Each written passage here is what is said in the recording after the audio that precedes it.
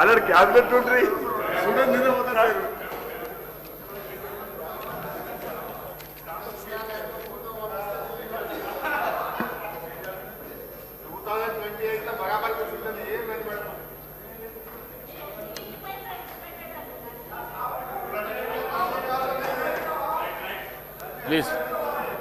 Please.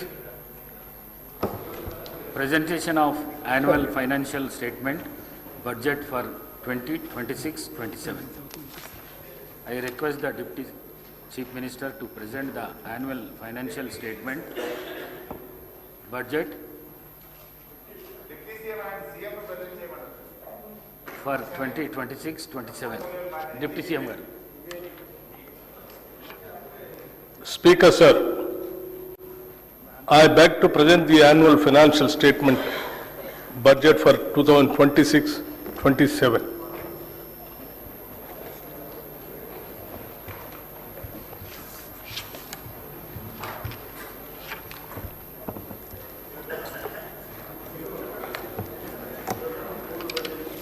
గౌరవ అధ్యక్ష, ప్రజల ప్రయోజనాలే పరమావధిగా రాష్ట్ర అభివృద్ధి ధ్యేయంగా సాగుతున్న ఈ ప్రజాప్రభుత్వంలో వరుసగా 4వసారి 2026-27 ఆర్థిక సంవత్సరానికి బడ్జెట్ను ప్రవేశపెట్టే అవకాశం నాకు కల్పించిన తెలంగాణ ప్రజానికానికి, ప్రభుత్వానికి, కాంగ్రెస్ నాయకత్వానికి హృదయపూర్వక కృతజ్ఞతలు తెలుపుకుంటున్నాను.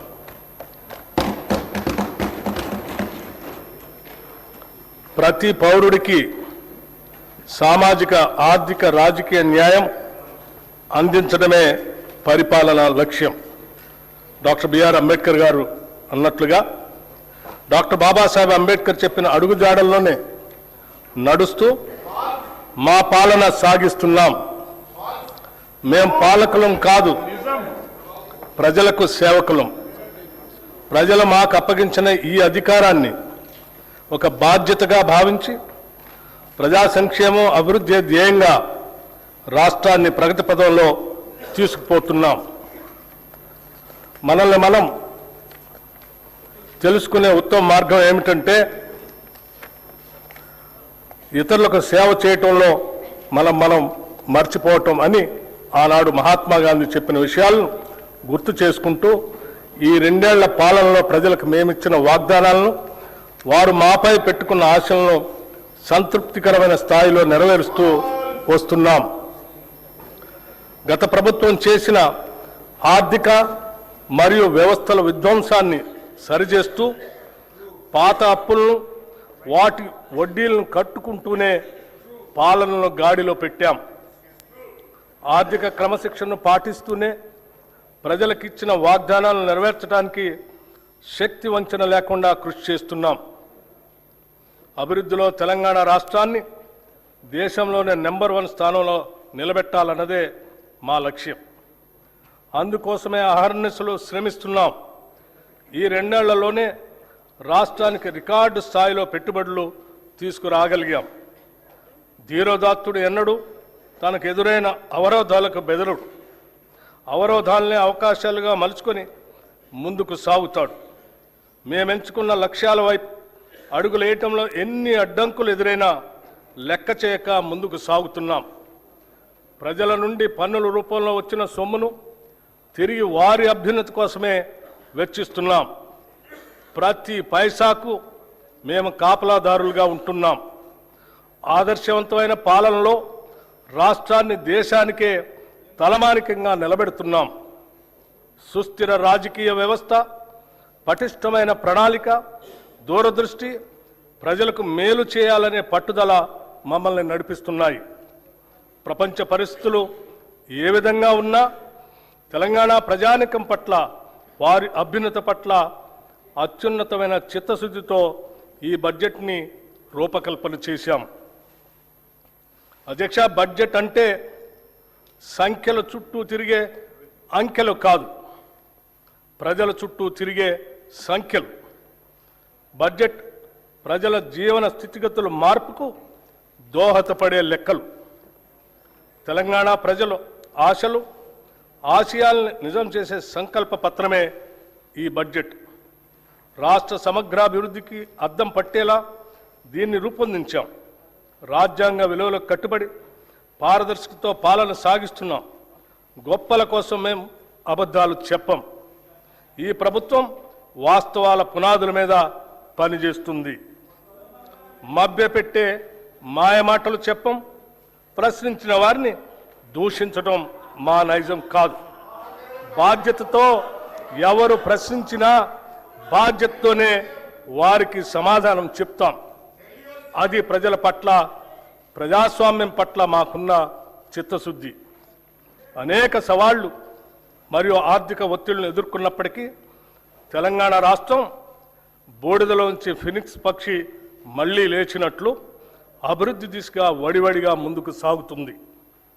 ప్రజల సంకల్పం, ప్రభుత్వ దృఢ నిశ్చయంతో రాష్ట్ర ఆర్థిక వ్యవస్థకు పకడ్బందీగా పునాదులు వేస్తున్నాం. ఈ బడ్జెట్లో రైతు సంక్షేమం, మహిళల సాధికారిత, యువతకు ఉపాధి అవకాశాలు, నైపుణ్యాలతో కూడిన నాణ్యమైన విద్య, ఆరోగ్యం, విద్యార్థులకు పౌష్టికాహారం, మౌలిక వసతుల అభివృద్ధికి ప్రాధాన్యత ఇస్తూ తెలంగాణను సుస్థిరమైన అభివృద్ధి వైపుకు నడిపించేదిగా రూపొందించామని సగర్వంగా తెలియజేస్తున్నాం. తెలంగాణ అస్తిత్వానికి మరియు సంస్కృతికి, సాంప్రదాయాలకి, పండుగలకి మా ప్రభుత్వం పెద్దపీట వేసింది. తెలంగాణ రాష్ట్ర అవతరణ దినోత్సవ రోజున కవులు, కళాకారులు, ప్రముఖులను మా ప్రభుత్వం సత్కరించింది.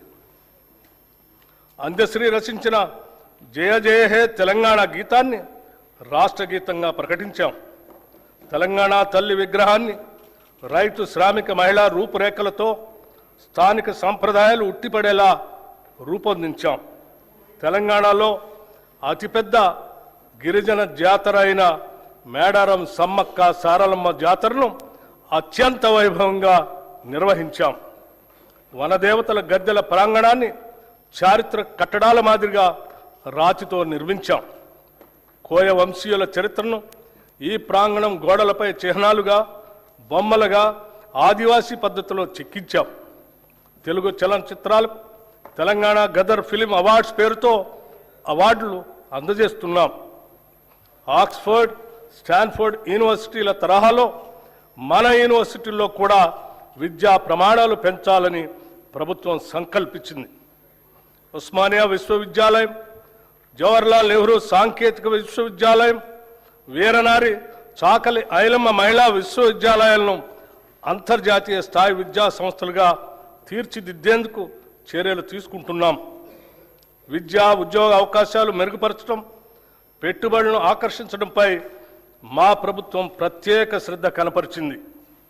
గౌరవ రాష్ట్ర ముఖ్యమంత్రి శ్రీ రేవంత్ రెడ్డి గారు మరియు గౌరవ మంత్రి శ్రీ దుద్దుల శ్రీధర్ బాబు గారు స్వయంగా జపాన్, సింగపూర్, దావోస్ పర్యటనకు వెళ్లి పారిశ్రామికవేత్తలతో సమావేశమై మెప్పించి ఒప్పించడం వల్ల గత 2 ఏళ్లలో లక్షల కోట్ల రూపాయలు పెట్టుబడుల్ని ఆకర్షించాం. రాష్ట్ర ఆర్థిక స్థితి 2025-26 ఆర్థిక సంవత్సరంలో తెలంగాణ స్థూల రాష్ట్ర దేశీయోత్పత్తి ప్రస్తుత ధరల ప్రకారం 17,82,198 కోట్ల రూపాయలు.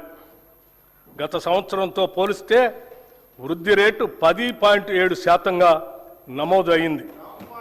ఇదే సమయంలో దేశ జీడిపి 3,57,13,886 కోట్ల రూపాయలు కాగా వృద్ధి రేటు 8% ఉంది. తెలంగాణ వృద్ధి రేటు దేశ సగటు వృద్ధి రేటు కంటే 2.7% ఎక్కువగా ఉంది. అదేవిధంగా దేశ జీడిపిలో రాష్ట్ర జిఎస్డిపి 5% వాటా కలిగి దేశానికి ఒక బలమైన గ్రోత్ ఇంజన్గా తెలంగాణ నిలుస్తుంది. భారతదేశ వృద్ధి రేటు తగ్గుతూ మందగమనంలో ఉన్నప్పటికీ మన రాష్ట్ర వృద్ధి రేటులో మెరుగైన పెరుగుదల కనపడుతుంది. ప్రస్తుత ధరల ప్రకారం 2024-25 ఆర్థిక సంవత్సరంలో 9.8% ఉన్న దేశ జీడిపి వృద్ధి రేటు 2025-26 నాటికి 8% పడిపోయింది. కానీ సరిగ్గా ఇదే సమయంలో తెలంగాణ రాష్ట్ర స్థూల రాష్ట్ర దేశోత్పత్తి వృద్ధి రేటు 2024-25లో 10.6% నుంచి 2025-26 నాటికి 10.7% పెరిగింది. దీని ద్వారా మన ప్రభుత్వం ఆచరిస్తున్న విధానాలు సరైన దిశలో ఉన్నాయని, అవి అభివృద్ధికి తోడ్పడుతున్నాయని అనటానికి నిదర్శనం. తలసరి ఆదాయం, రాష్ట్ర తలసరి ఆదాయం గణనీయంగా పెరిగింది. 2025-26 ఆర్థిక సంవత్సరంలో ప్రస్తుత ధరల ప్రకారం రాష్ట్ర తలసరి ఆదాయం 4,18,931 రూపాయలు కాగా వృద్ధి రేటు 10.2%. దేశ తలసరి ఆదాయం 2,19,575 రూపాయలు కాగా వృద్ధి రేటు కేవలం 6.9%. దేశ తలసరి ఆదాయంతో పోలిస్తే తెలంగాణ తలసరి ఆదాయం 1,99,356 రూపాయలు ఎక్కువ, అంటే 1.9 రెట్లు ఎక్కువగా ఉంది. డాక్టర్ ఏపీజే అబ్దుల్ కలాం గారు అన్నట్టు dream dream dream dreams transform into thoughts and thoughts result in action. ప్రస్తుతం $200 బిలియన్ ఉన్న ఆర్థిక వ్యవస్థను 2034 నాటికి $1 ట్రిలియన్ ఆర్థిక వ్యవస్థగా, 2047 నాటికి $3 ట్రిలియన్ ఆర్థిక వ్యవస్థగా తీర్చిదిద్దే ఒక మహత్తర లక్ష్యాన్ని నిర్దేశించుకున్నాం. ఈ లక్ష్యాన్ని సాధించడం కోసం విభాగాల వారీగా ప్రత్యేక ప్రణాళికలను రూపొందిస్తున్నాం. సెంట్రల్ స్పాన్సర్ స్కీమ్స్ గత ప్రభుత్వం 2014 నుంచి 2023 వరకు కేంద్ర ప్రాయోజిత పథకాలు సెంట్రల్ స్పాన్సర్ స్కీమ్స్ నిధులను సరైన రీతిలో వినియోగించలేదు. కేంద్రం నుంచి మంజూరైన నిధులను కూడా ఆయా పథకాల అమలుకు ఖర్చు చేయకుండా ఇతర అవసరాలకు నిధులు దారి మళ్లించడం వల్ల కేంద్రం నుంచి రావాల్సిన తదుపరి వాయిదాలు నిలిచిపోయి తెలంగాణకు తీరని నష్టం జరిగింది. మా ప్రభుత్వం అధికారంలోకి రాగానే ఈ పరిస్థితి వెంటనే గుర్తించి 2014-15 నుండి 2023-24 ఆర్థిక సంవత్సరం వరకు కేంద్ర ప్రాయోజిత పథకాల కింద బకాయి పడ్డ నిధులన్నింటినీ సంబంధిత శాఖలకు సుమారు 3,000 కోట్ల రూపాయలను ఈ ఆర్థిక సంవత్సరంలో విడుదల చేయటం జరిగింది. మన రాష్ట్ర అభివృద్ధి కోసం కోఆపరేటివ్ ఫెడరలిజం స్ఫూర్తితో కేంద్ర ప్రభుత్వంతో సత్సంబంధాలు కొనసాగిస్తూ 2021-22 సంవత్సరంలో రాష్ట్రానికి కేంద్ర ప్రాయోజిత పథకాల ద్వారా వచ్చిన నిధులు 4,826 కోట్ల రూపాయలు కాగా మా ప్రభుత్వం ఈ ఆర్థిక సంవత్సరం ఇప్పటిదాకా 7,072 కోట్ల రూపాయలను సాధించింది. ఇదే వరవడిని కొనసాగిస్తూ మరిన్ని నిధులను సాధించడానికి రాష్ట్ర ప్రభుత్వం చిత్తశుద్ధితో ప్రయత్నిస్తుంది. అధ్యక్ష, రుణ పునర్వ్యవస్థీకరణ ఏ రాష్ట్రానికైనా ఆర్థిక క్రమశిక్షణ అనేది అభివృద్ధికి మూలాధారం. రాబడికి మించి చేసే అప్పులు ఆ ఆర్థిక వ్యవస్థ మనుగడనే ప్రశ్నార్థకం చేస్తాయి. గత ప్రభుత్వ హయాంలో పరిమితులకు మించి చేసిన అప్పుల కారణంగా రాష్ట్ర ఆర్థిక వ్యవస్థపై తీవ్ర భారం పడింది. ఈ తప్పిదాన్ని సరిదిద్దేందుకు గత ప్రభుత్వం అధిక వడ్డీకి తెచ్చిన ₹25,612 కోట్ల రుణాలను తక్కువ వడ్డీకి పునర్వ్యవస్థీకరించింది అని చెప్పడానికి సంతోషిస్తున్నాం. అంతేకాకుండా రుణ చెల్లింపుల వ్యవధిని పెంచి అసలు చెల్లించాల్సిన కాలాన్ని 20 నుంచి 39 సంవత్సరాలకి పొడిగించింది. ఈ రుణ పునర్వ్యవస్థీకరణ ద్వారా 2025-26 నుండి 2031-32 దాకా చెల్లించాల్సిన 34,058 కోట్ల రూపాయల నుంచి 11,915 కోట్లకు తగ్గింది.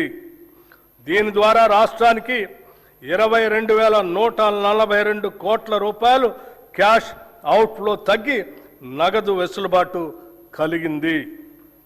గతంలో TUFIDC సంస్థ 10.2% వడ్డీతో తీసుకున్న 172.02 కోట్లు, తెలంగాణ రోడ్డు డెవలప్మెంట్ కార్పొరేషన్ 9.7% వడ్డీతో తీసుకున్న 2,204.06 కోట్ల రూపాయల రుణాలను 8.6% వడ్డీకి రీస్ట్రక్చర్ చేసుకున్నాము.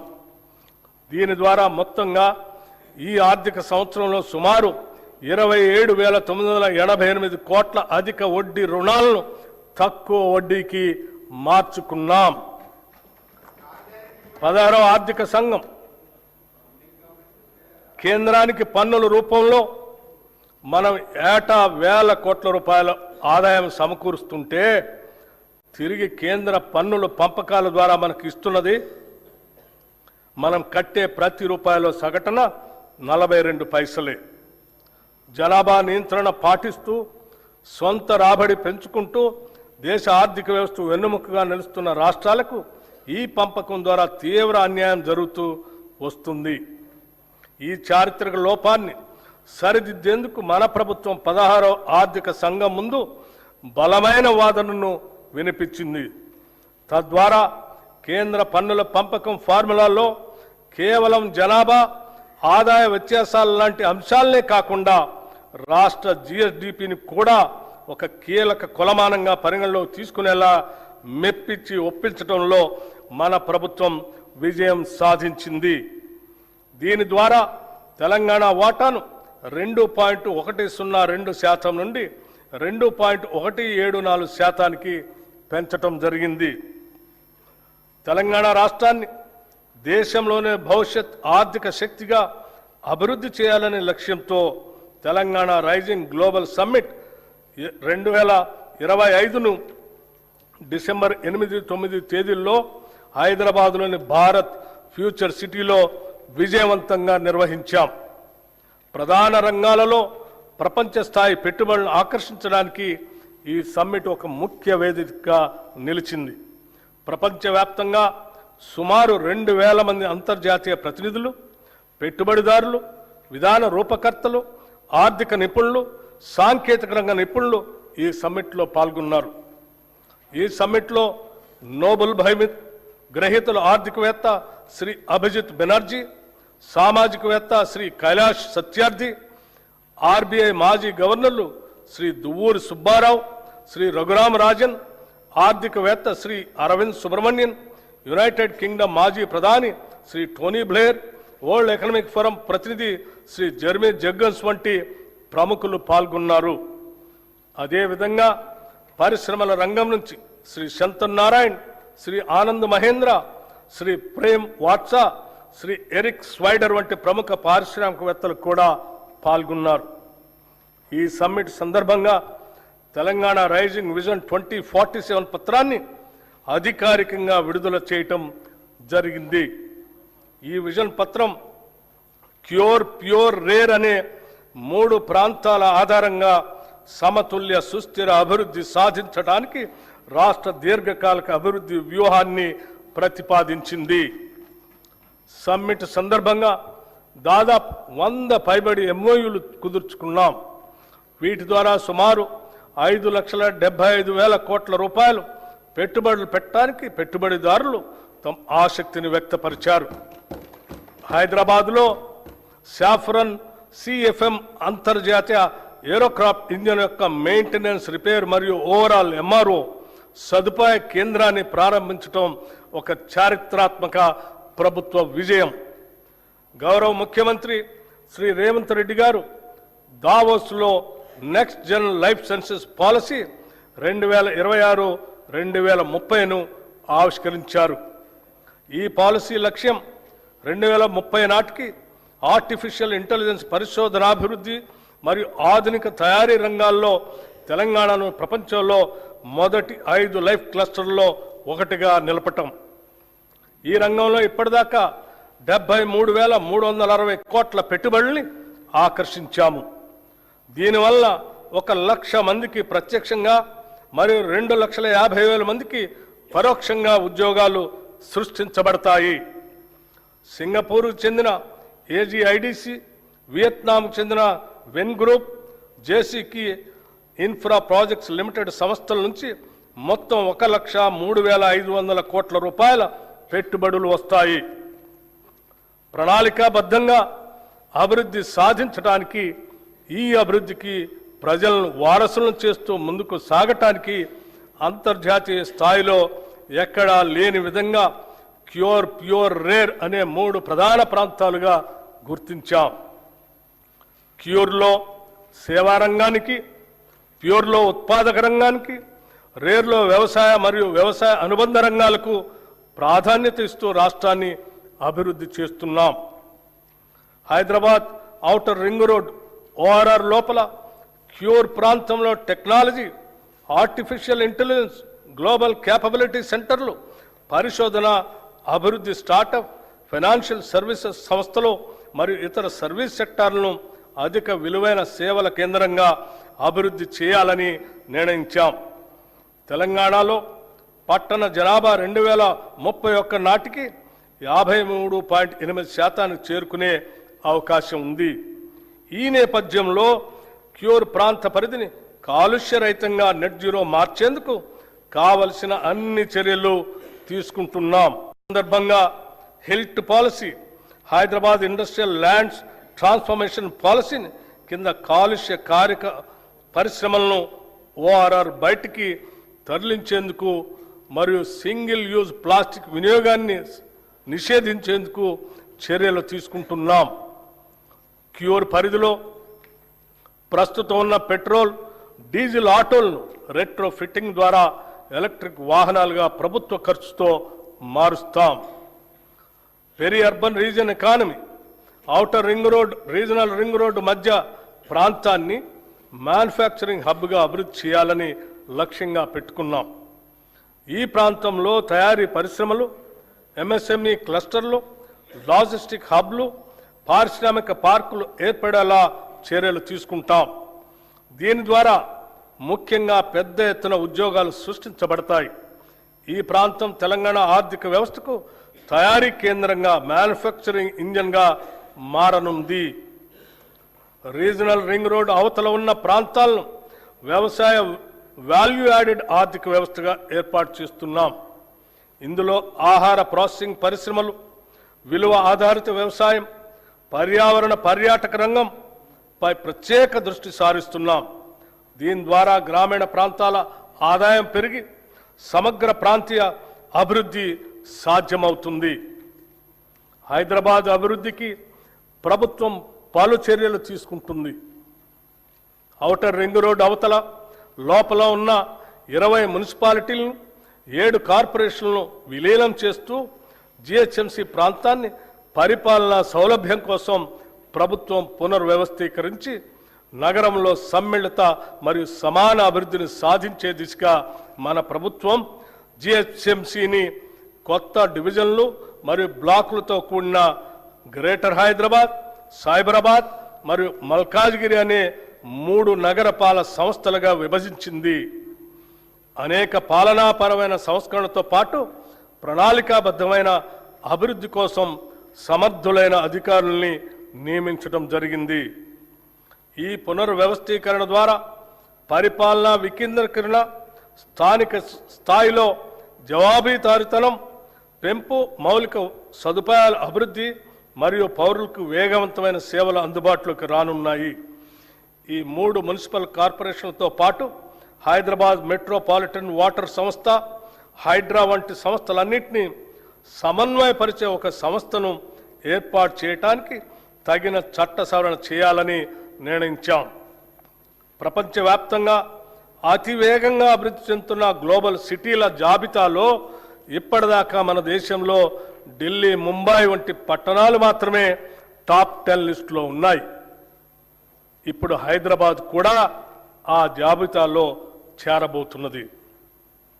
పోలీస్ కమిషనరేట్ పునర్వ్యవస్థీకరణ గురించి హైదరాబాద్ మహానగర ప్రాంతంలోని పోలీస్ వ్యవస్థ సామర్థ్యాన్ని బలోపేతం చేయటం కోసం ఈ ప్రాంత పోలీస్ వ్యవస్థ పరిధిని హైదరాబాద్, సైబరాబాద్, మల్కాజ్గిరి, ఫ్యూచర్ సిటీ అనే 4 కమిషనరేట్లుగా పునర్వ్యవస్థీకరించాము. హైదరాబాద్ గొప్ప చారిత్రక నగరంగా ప్రపంచవ్యాప్త గుర్తింపు కలిగి ఉంది. ఆనాటి కుతుబ్ షాహీల నుండి నిజాం పాలకుల వరకు ఆధునిక కాలంలో hitech city, outer ring road, Shamshabad విమానాశ్రయం వంటి అద్భుతాలతో ఈ నగరం నిరంతరం అభివృద్ధి చెందుతూనే ఉంది. నేడు గౌరవ ముఖ్యమంత్రి శ్రీ రేవంత్ రెడ్డి గారి దార్శనిక నాయకత్వంలో తెలంగాణ మరో చారిత్రాత్మక అడుగు వేస్తుంది. అదే 30,000 ఎకరాల్లో ఏర్పాటు చేసిన భారత్ ఫ్యూచర్ సిటీ.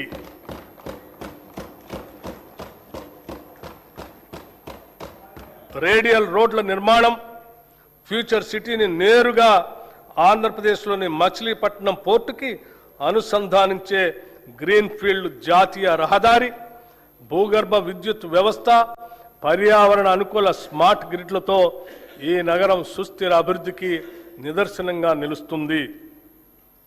అంతర్జాతీయ ప్రమాణాలకు అనుగుణంగా నైపుణ్యం కలిగిన శ్రామిక శక్తిని తయారు చేయడం కోసం ఇక్కడ స్కిల్ యూనివర్సిటీని ఏర్పాటు చేశాం.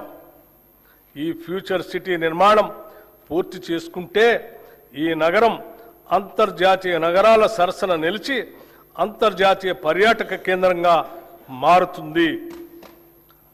తెలంగాణ ఉద్యమ ఆకాంక్షలలో అత్యంత కీలకమైన ఉద్యోగ నియామకాల భర్తీకి ప్రజాప్రభుత్వం అత్యంత ప్రాధాన్యతనిచ్చింది. గత ప్రభుత్వం నిరుద్యోగుల జీవితాలతో చెలగాటం ఆడింది.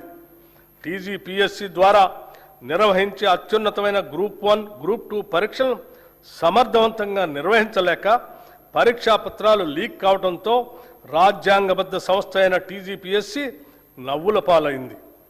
గత ప్రభుత్వ నిర్లక్ష్యానికి ఎందరో నిరుద్యోగులు ప్రాణాలు కోల్పోయారు. ఈ ప్రభుత్వం అధికారంలోకి రాగానే యూపీఎస్సీ స్థాయిలో టీజీపీఎస్సీని పునర్వ్యవస్థీకరించి నిరుద్యోగుల ఆకాంక్షలను గుర్తించి ఇప్పటి వరకు 67,763 మంది నిరుద్యోగులకు నియామక పత్రాల్ని అందించడం జరిగింది. తెలంగాణ రాష్ట్రంలోని బడుగు బలహీన వర్గాలకు అండగా నిలిచేందుకు వీలుగా రాష్ట్రంలో సివిల్ సాధించే లక్ష్యంతో పోటీ పరీక్షలకు సన్నద్ధం అవుతున్న విద్యార్థులకు అండగా నిలిచేందుకు రాజీవ్ సివిల్స్ అభయహస్తం పథకాన్ని ప్రభుత్వం అమలు చేస్తుంది. ఈ పథకం ద్వారా ఈ సంవత్సరం ప్రభుత్వ రంగ సంస్థ అయిన సింగరేణి సంస్థ సిఎస్ఆర్ నిధుల ద్వారా సివిల్స్ మెయిన్ పరీక్షలకు హాజరైన 202 మంది అభ్యర్థులకు ₹1,00,000 చొప్పున ఆర్థిక సహాయం అందించింది. ఈ సహాయం అందుకున్న అభ్యర్థుల్లో 51 మంది ఇంటర్వ్యూలకు సెలెక్ట్ అయ్యారు. వారికి అదనంగా ₹1,00,000 ఆర్థిక సహాయాన్ని అందించాం.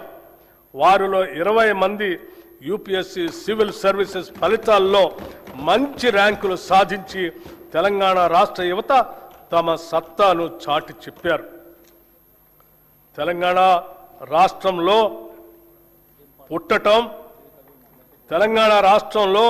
పుట్టటం ఇక్కడ జీవించటం ఒక వరం అనే విధంగా ప్రభుత్వం చర్యలు తీసుకుంటున్నది, సౌకర్యాలు కల్పిస్తున్నది. ఈ ప్రభుత్వం రాష్ట్రంలోని ప్రతి కుటుంబానికి భద్రత కల్పిస్తుంది. ఒక కుటుంబంలో ఆదాయం తెచ్చే వ్యక్తి దురదృష్టవశాత్తు అకస్మాత్తుగా దూరమైతే ఆ కుటుంబం పడే మానసిక వేదన ఒకటైతే వాళ్ళు ఎదుర్కొనే ఆర్థిక విపత్తు మరొకటి. ఒక్క సంఘటనతో ఆ కుటుంబం రోడ్డున పడుతుంది. ఆ భయం, ఆ అభద్రతా భావం ఏ ఒక్క తెలంగాణ బిడ్డకు ఉండకూడదన్నదే మా ప్రభుత్వ సంకల్పం. ప్రపంచంలోని ఏ అభివృద్ధి చెందిన దేశానికి సాధ్యం కాని రీతిలో కని విని ఎరుగని ఒక మహత్తర జీవిత బీమా పథకానికి ఈ బడ్జెట్లో శ్రీకారం చుడుతున్నాం. సామాజిక అంతరాలతో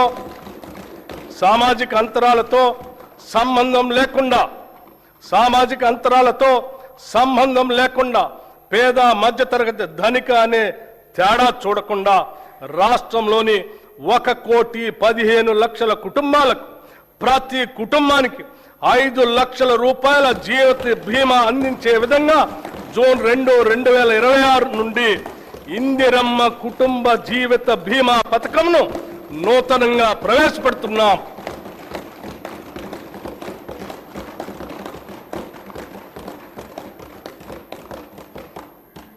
ప్రజల సమస్యలను త్వరితగతిన పరిష్కరించేందుకు, పరిపాలనలో పారదర్శకత, బాధ్యతను పెంపొందించేందుకు ఏర్పాటు చేసిన ప్రజావాణి కార్యక్రమం విజయవంతంగా కొనసాగుతుంది.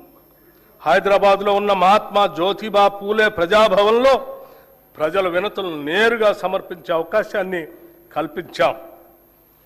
ప్రభుత్వం అమలు చేస్తున్న సంక్షేమ పథకాలు, చేపడుతున్న అభివృద్ధి కార్యక్రమాలను ప్రజలకు మరింతగా చేరువ చేయాలనే సంకల్పంతో రాష్ట్రంలో ప్రజాపాలన ప్రగతి ప్రణాళిక పేరుతో 99 రోజుల కార్యక్రమాన్ని ప్రభుత్వం రూపొందించింది. ఈ కార్యక్రమం 2026 మార్చి 6 నుంచి జూన్ 12 వరకు సాగుతుంది.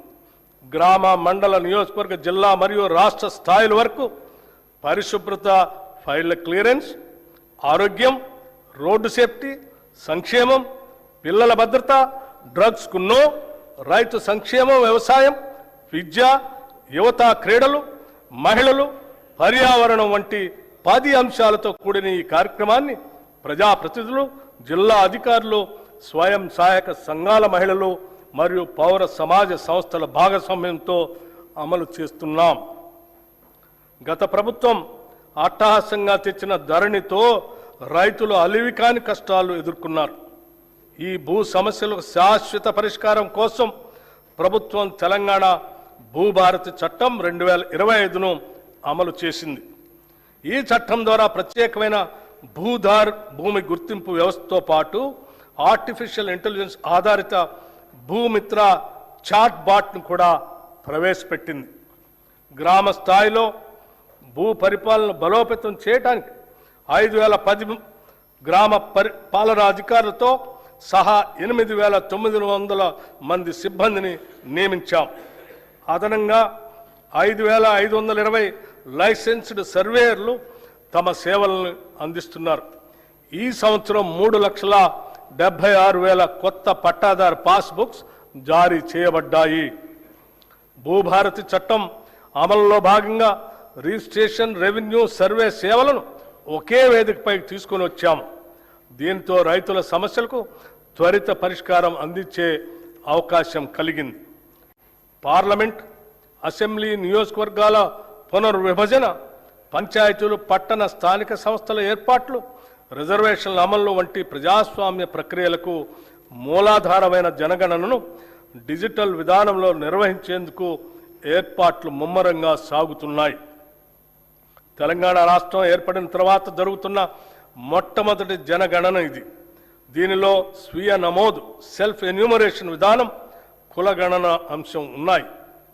మొదటి దశ జనగణన 2026 మే 11 నుండి జూన్ 9 వరకు నిర్వహించబడుతుంది.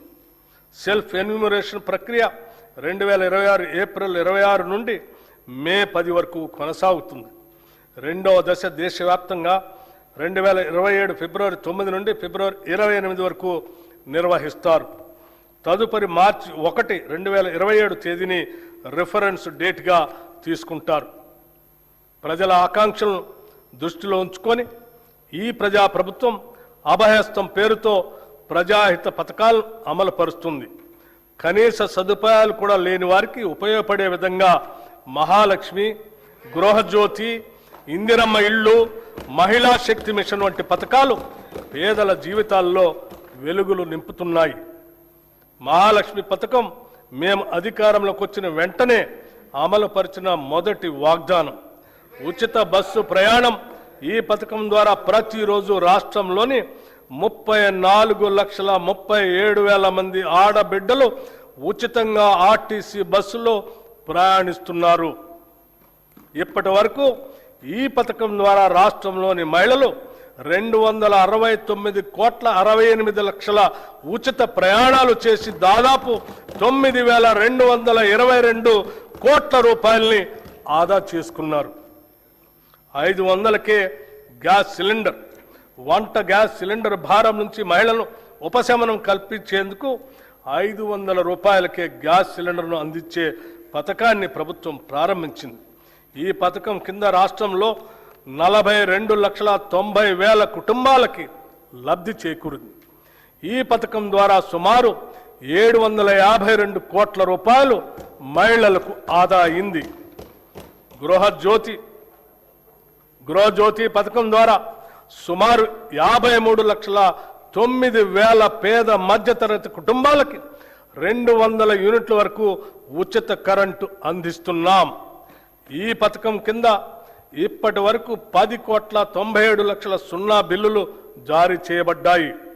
ఈ సబ్సిడీ కింద 3,900,54,00,000 రూపాయలు విద్యుత్ సంస్థలకు ప్రభుత్వం చెల్లించింది.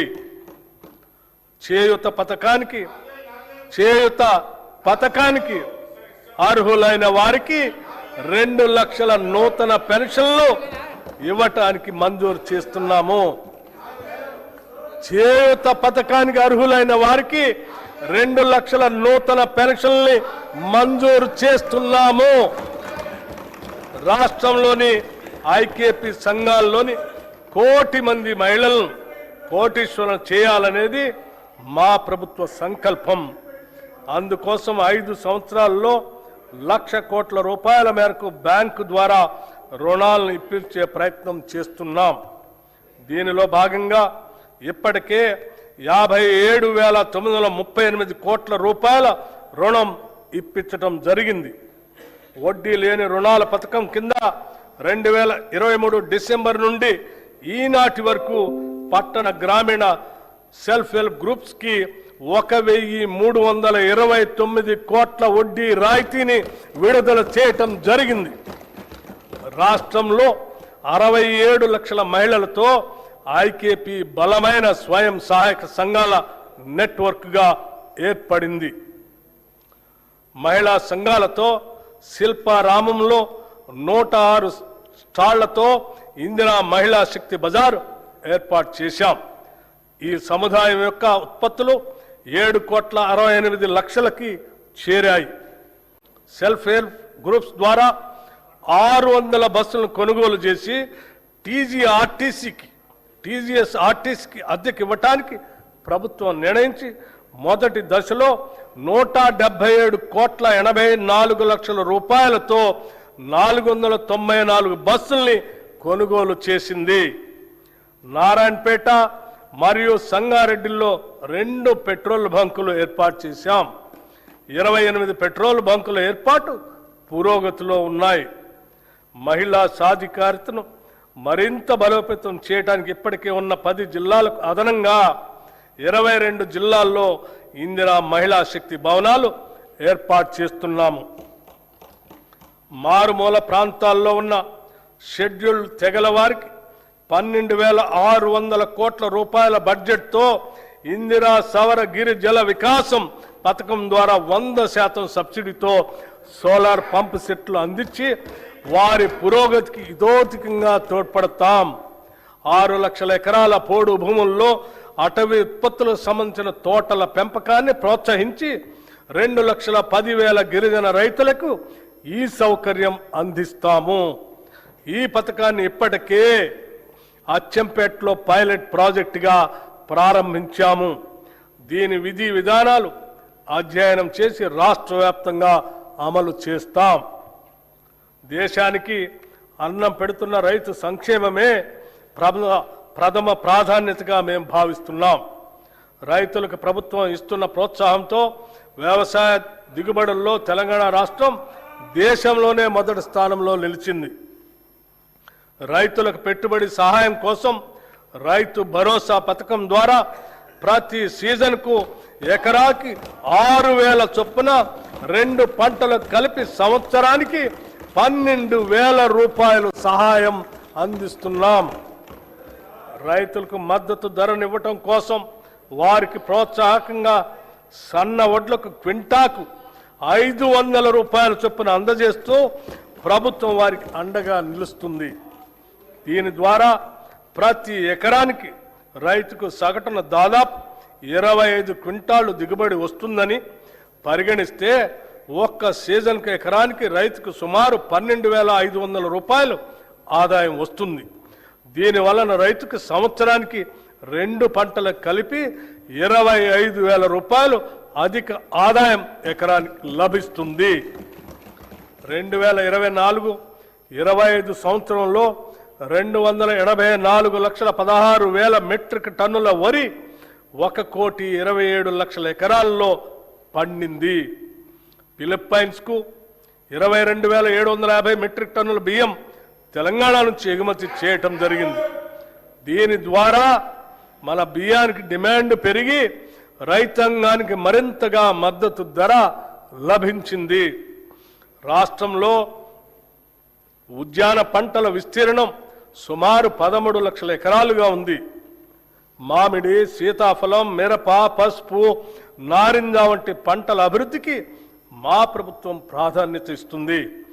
79,287 మంది రైతులు 2,90,466 ఎకరాల్లో ఆయిల్ పామ్ పంటను సాగు చేస్తున్నారు. ఈ పంటను మరో 68,000 ఎకరాల్లో విస్తరించేందుకు ప్రణాళిక రూపొందించాం. మైక్రో ఇరిగేషన్ పద్ధతులను 2,34,000 ఎకరాల్లో అమలు చేయాలని నిర్ణయించాం. ఈ బడ్జెట్లో వ్యవసాయం రైతు సంక్షేమానికి 23,179 కోట్ల రూపాయలు ప్రతిపాదిస్తున్నాం. రాష్ట్రంలోని 3,38,00,000 లబ్ధిదారులకి పబ్లిక్ డిస్ట్రిబ్యూషన్ సిస్టమ్ కింద అన్ని రేషన్ షాపుల ద్వారా 6 కిలోల సన్నబియ్యం అందించబడుతుంది. దీని ద్వారా ఆహార భద్రత కల్పించడంతో పాటు ప్రజలకు నాణ్యమైన పౌష్టికాహారాన్ని ప్రభుత్వం అందించగలుగుతుంది. గత ప్రభుత్వం 10 ఏళ్లు రేషన్ కార్డులు ఇవ్వకపోవడంతో ఎందరో పేద ప్రజలు సంక్షేమ కార్యక్రమాలకి దూరమయ్యారు. ప్రజాప్రభుత్వం ఏర్పడిన తర్వాత అర్హులైన పేద కుటుంబాలకి 15,12,000 కొత్త రేషన్ కార్డుల్ని జారీ చేశాం. పాత కార్డులో మరో 19,44,000 మంది కొత్త సభ్యుల్ని చేర్చాం. రాష్ట్రంలో ప్రస్తుతం 1,05,07,879 రేషన్ కార్డులు ఉన్నాయి. ఈ బడ్జెట్లో పౌర సరఫరాల శాఖకు 7,366 కోట్ల రూపాయలు ప్రతిపాదిస్తున్నాం. పశు సంవర్ధక మత్స్య రంగాలు 2024-25 సంవత్సరంలో 1,935 కోట్ల 27 లక్షల గుడ్ల ఉత్పత్తితో తెలంగాణ రాష్ట్రం దేశంలో 3వ స్థానాన్ని చేరుకుంది. 11,58,000 టన్నుల మాంసం ఉత్పత్తి చేసి దేశంలో 5వ స్థానానికి చేరుకున్నాం. 2025-26 ఆర్థిక సంవత్సరానికి గాను రాష్ట్ర జిఎస్డిపికి పశు సంవర్ధక రంగం 1,03,525 కోట్ల రూపాయలు అందించగా మత్స్య రంగం 7,763 కోట్ల రూపాయలు అందించింది. కోహెడలో 47 కోట్ల రూపాయలతో హోల్సేల్ చేపల మార్కెట్ని నిర్మిస్తున్నాము. ఈ బడ్జెట్లో పశు సంవర్ధక మత్స్య శాఖకు 1,529 కోట్ల రూపాయలని ప్రతిపాదిస్తున్నాము. విద్యుత్ అభివృద్ధి, విశ్వసనీయత, భవిష్యత్తు దిశగా తెలంగాణ మన ప్రజాప్రభుత్వం విద్యుత్ రంగాన్ని కేవలం సరఫరా వ్యవస్థగా కాకుండా సామాజిక న్యాయం, ఆర్థిక వృద్ధి మరియు భవిష్యత్ తెలంగాణకు పునాదిగా భావిస్తుంది. విద్యుత్ అనేది కేవలం సేవ కాదు, అది సమాజం ఎలా పనిచేస్తుందో చెప్పే అర్థం. ఈరోజు తెలంగాణలో విద్యుత్ రంగం దేశంలోనే అత్యుత్తమంగా నిలవటానికి కారణం నిరంతర సరఫరా మాత్రమే కాదు, నాణ్యత, విశ్వసనీయత మరియు ప్రజా కేంద్రిత పాలన. ప్రస్తుతం మన రాష్ట్రంలో 23,187 మెగావాట్ల స్థాపిత సామర్థ్యం ఉంది. అందులో గణనీయమైన భాగం పునరుత్పాదక శక్తి వనరుల నుంచే వస్తుంది. మార్చి 13, 2026 తెలంగాణ విద్యుత్ రంగానికి చారిత్రాత్మక రోజు. ఆ రోజు 18,228 మెగావాట్ల గరిష్ట డిమాండ్ను సమర్థవంతంగా నెరవేర్చడమే కాకుండా 341.08 మిలియన్ యూనిట్ల విద్యుత్ సరఫరా చేసి రాష్ట్ర చరిత్రలోనే అత్యధిక వినియోగాన్ని నమోదు చేశాం. అంతేకాదు, ప్రతి వ్యక్తికి విద్యుత్ వినియోగం 2,508 యూనిట్లు ఉండగా ఇది దేశ సగటు కంటే చాలా ఎక్కువ. ఇది తెలంగాణ అభివృద్ధి వేగాన్ని స్పష్టంగా చూపించే సూచిక. ఒకప్పుడు విద్యుత్ కొరత గురించి మాట్లాడుకునే తెలంగాణ ఈరోజు విద్యుత్ భవిష్యత్తును రూపొందించే తెలంగాణగా మారింది. మన ప్రభుత్వం విద్యుత్ సేవలను ప్రజలకు మరింత చేరువ చేయడంలో ఒక కొత్త విధానాన్ని తీసుకొచ్చింది. అధికారులు కార్యాలయాల్లో కాకుండా ప్రజల మధ్యకు వెళ్లే విధంగా ప్రజాబాట పొలం బాట అనే కార్యక్రమాన్ని అమలు చేస్తున్నాం. సమస్యలు ఫైళ్లలో కాదు, ప్రజల దగ్గరే పరిష్కారం అవుతున్నాయి. 214 ఎలక్ట్రిక్ అంబులెన్సులు మరియు 24 గంటల 1912 కాల్ సెంటర్ ద్వారా తక్షణ స్పందన అందిస్తున్నాం. పాలనా పరంగా ఉండే వ్యవస్థ కాదు, సమస్య దగ్గరకు వెళ్లే వ్యవస్థ ఇది. సాంకేతిక రంగంలో కూడా కీలక మార్పులు తీసుకువస్తున్నాం. రియల్ టైం ఫీడర్ మానిటరింగ్ వంటి ఆధునిక వ్యవస్థలు అమలు చేస్తూ సరఫరా నాణ్యతను నిరంతరం పర్యవేక్షించే స్థాయికి తీసుకొచ్చాం. ఇటీవల ఎస్ఎల్సి ఛార్జీల సవరణ ద్వారా కొత్త విద్యుత్ కనెక్షన్లు కాంటాక్ట్ లెస్ విధానంలో అందించే వ్యవస్థను ప్రవేశపెట్టాం. అభివృద్ధి చెందిన దేశాల తరహాలో పారదర్శకతను పెంచుతూ అవినీతి అవకాశాలను తగ్గించే దిశగా ఇది ఒక కీలక అడుగు. విద్యుత్ మౌలిక సదుపాయాల విస్తరణలో తెలంగాణ ఒక కొత్త ప్రమాణాన్ని నెలకొల్పుతుంది. ట్రాన్స్ఫార్మర్లు, సబ్స్టేషన్లు, నెట్వర్క్ సామర్థ్యం ప్రతి స్థాయిలో బలోపేతం అవుతున్నాయి. మౌలిక సదుపాయాలు కనిపించవు, కానీ అవే అభివృద్ధి కనిపించేలా చేస్తాయి. ఈ దశలో యాదాద్రి థర్మల్ పవర్ స్టేషన్లో 3x800 మెగావాట్ల యూనిట్ని ప్రారంభించి మరొక యూనిట్ని గ్రిడ్కి అనుసంధానం చేశాం. ఇది తెలంగాణ భవిష్యత్ విద్యుత్ భద్రతకు బలమైన పునాది. పునరుత్పాదక శక్తి రంగంలో తెలంగాణ ముందంజలో ఉంది. ప్రకృతితో కలిసి ముందుకు సాగటం మన లక్ష్యం. సౌర ప్రాజెక్టులు, సోలార్ విలేజ్లు, రూఫ్ టాప్ విస్తరణ మాత్రమే కాదు, పిఎం కుసుమ్ పథకం ద్వారా రైతులను విద్యుత్ వినియోగదారులుగా కాకుండా విద్యుత్ ఉత్పత్తిదారులుగా మార్చే దిశగా అడుగులు వేస్తున్నాం. ఇది రైతును వ్యవసాయకర్తగా మాత్రమే కాకుండా శక్తి రంగంలో భాగస్వామిగా నిలబడుతుంది. ఇప్పుడు శక్తి రంగం భవిష్యత్తు గురించి మాట్లాడాల్సిన సమయం వచ్చింది. శక్తిని ఉత్పత్తి చేయడం ఒక దశ, దాన్ని నిల్వ చేసి సమర్థవంతంగా వినియోగించడం భవిష్యత్తు.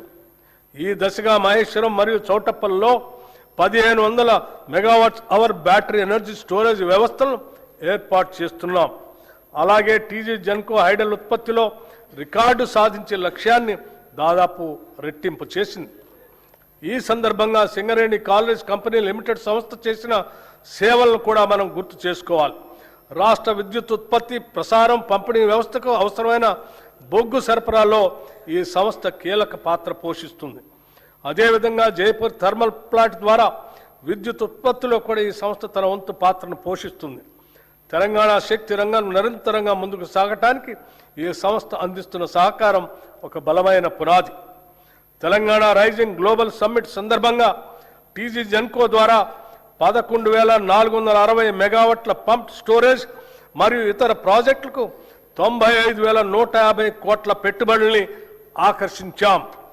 అదే సమయంలో రెడ్కో ద్వారా 1,23,350 కోట్ల పెట్టుబడులతో 12 ఒప్పందాలు కుదుర్చుకొని రాష్ట్రాన్ని గ్రీన్ ఎనర్జీ కేంద్రంగా తీర్చిదిద్దే దిశగా అడుగులు వేస్తున్నాం. ఇవి కేవలం పెట్టుబడులే కాదు, భవిష్యత్ తెలంగాణ శక్తి నిర్మాణానికి పునాదులు. పట్టణాభివృద్ధిలో కూడా తెలంగాణ కీలక పాత్ర పోషిస్తుంది. హైదరాబాద్ భూగర్భ కేబులింగ్ పనులు చేపడుతూ నగరాన్ని మరింత సురక్షితంగా, ఆధునికంగా మార్చుతున్నాం. రాష్ట్రంలో ఇప్పటికే 1036 ఎలక్ట్రిక్ వాహన ఛార్జింగ్ స్టేషన్లు ఏర్పాటు చేసి పర్యావరణ రహిత రవాణా వైపు తెలంగాణ వేగంగా ముందుకు పోతుంది.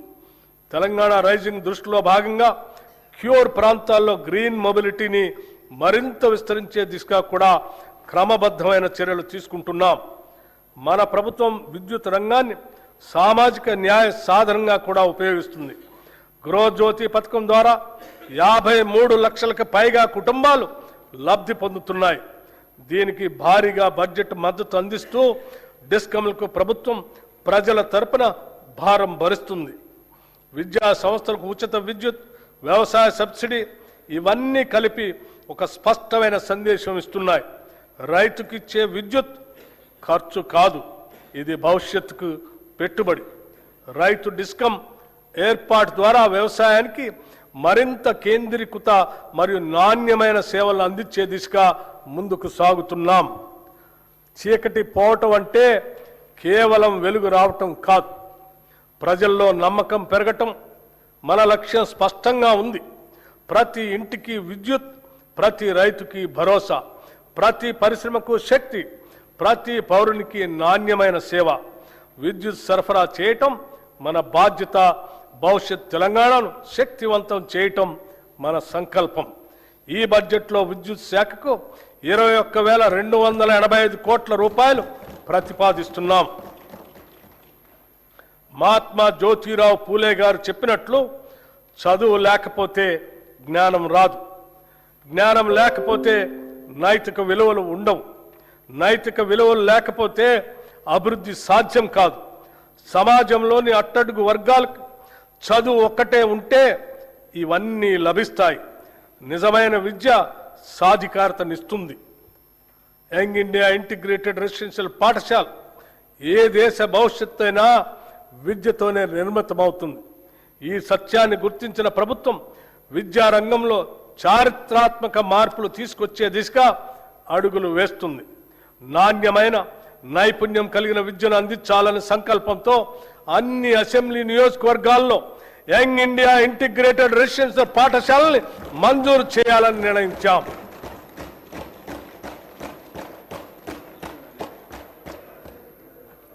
తెలంగాణ సమాజం ఒక ఉమ్మడి వసుదైక కుటుంబంగా SC, ST, BC, minority, OC విద్యార్థులు ఒకే చోట చదువుకునేందుకు వీలుగా అధునాతన వసతులతో 105 యంగ్ ఇండియా ఇంటిగ్రేటెడ్ రెసిడెన్షియల్ పాఠశాలలు నిర్మిస్తున్నాం. ఇప్పటికే 79 స్కూళ్లు మంజూరు చేశాం. 40 చోట్ల నిర్మాణ పనులు వివిధ దశల్లో ప్రారంభమయ్యాయి. ప్రాథమిక విద్యను బలోపేతం చేయడానికి 33 జిల్లాల్లో 1,362 ప్రీ ప్రైమరీ విభాగాలను పైలట్ ప్రాజెక్టుగా ప్రారంభించాం. రాబోయే విద్యా సంవత్సరంలో ఈ కార్యక్రమాన్ని 2,000 నుండి 2,500 ప్రభుత్వ పాఠశాలలకు విస్తరించేందుకు ప్రణాళిక సిద్ధం చేస్తున్నాం. బాలికల విద్యను ప్రోత్సహించేందుకు 2025-26 విద్యా సంవత్సరంలో 93 కస్తూర్బా గాంధీ బాలిక విద్యాలయాలను young India institutes of excellence గా ప్రకటించి 120 KGBL ఇంటర్మీడియట్ స్థాయికి పెంచాం. తెలంగాణ పబ్లిక్ స్కూల్స్ ఎంపిక చేసిన ప్రస్తుత ప్రభుత్వ పాఠశాలను ఆధునిక మౌలిక సదుపాయాలు, శిక్షణ పొందిన ఉపాధ్యాయులు, డిజిటల్ సదుపాయాలు, ప్రత్యేక రవాణా వ్యవస్థలతో అన్ని వనరులతో కూడిన క్యాంపస్గా అభివృద్ధి చేయాలని ప్రతిపాదించాం. ప్రీ ప్రైమరీ నుండి 12వ తరగతి వరకు 1,500 మంది విద్యార్థులకు విద్య అందించబడుతుంది తెలంగాణ పబ్లిక్ స్కూల్స్లో. అధ్యక్ష, విద్యార్థులకు పౌష్టికాహారం మానవ మనుగడకు అంతిమ లక్ష్యం మేధస్సును పెంపొందించుకోవటమే. ఈ కార్యక్రమాల ద్వారా తెలంగాణ ప్రభుత్వం ప్రతి బిడ్డ, ప్రతి బాలిక, ప్రతి విద్యార్థి కలలకు జీవం పోస్తుంది. తెలంగాణ విద్యార్థులు ఎదిగితే తెలంగాణ రాష్ట్రమే దేదీప్యమానంగా ఎదుగుతుంది. ఈ ఉద్దేశాన్ని సాధించడం కోసం మా ప్రభుత్వం విద్యార్థుల పోషణ, విద్యా ఫలితాలను మెరుగుపరచడానికి వీలుగా 2 నూతన పథకాలు ఈ బడ్జెట్లో ప్రవేశపెడుతున్నాం. విద్యార్థులకి బ్రేక్ఫాస్ట్ పథకం 2026-27 విద్యా సంవత్సరం నుంచి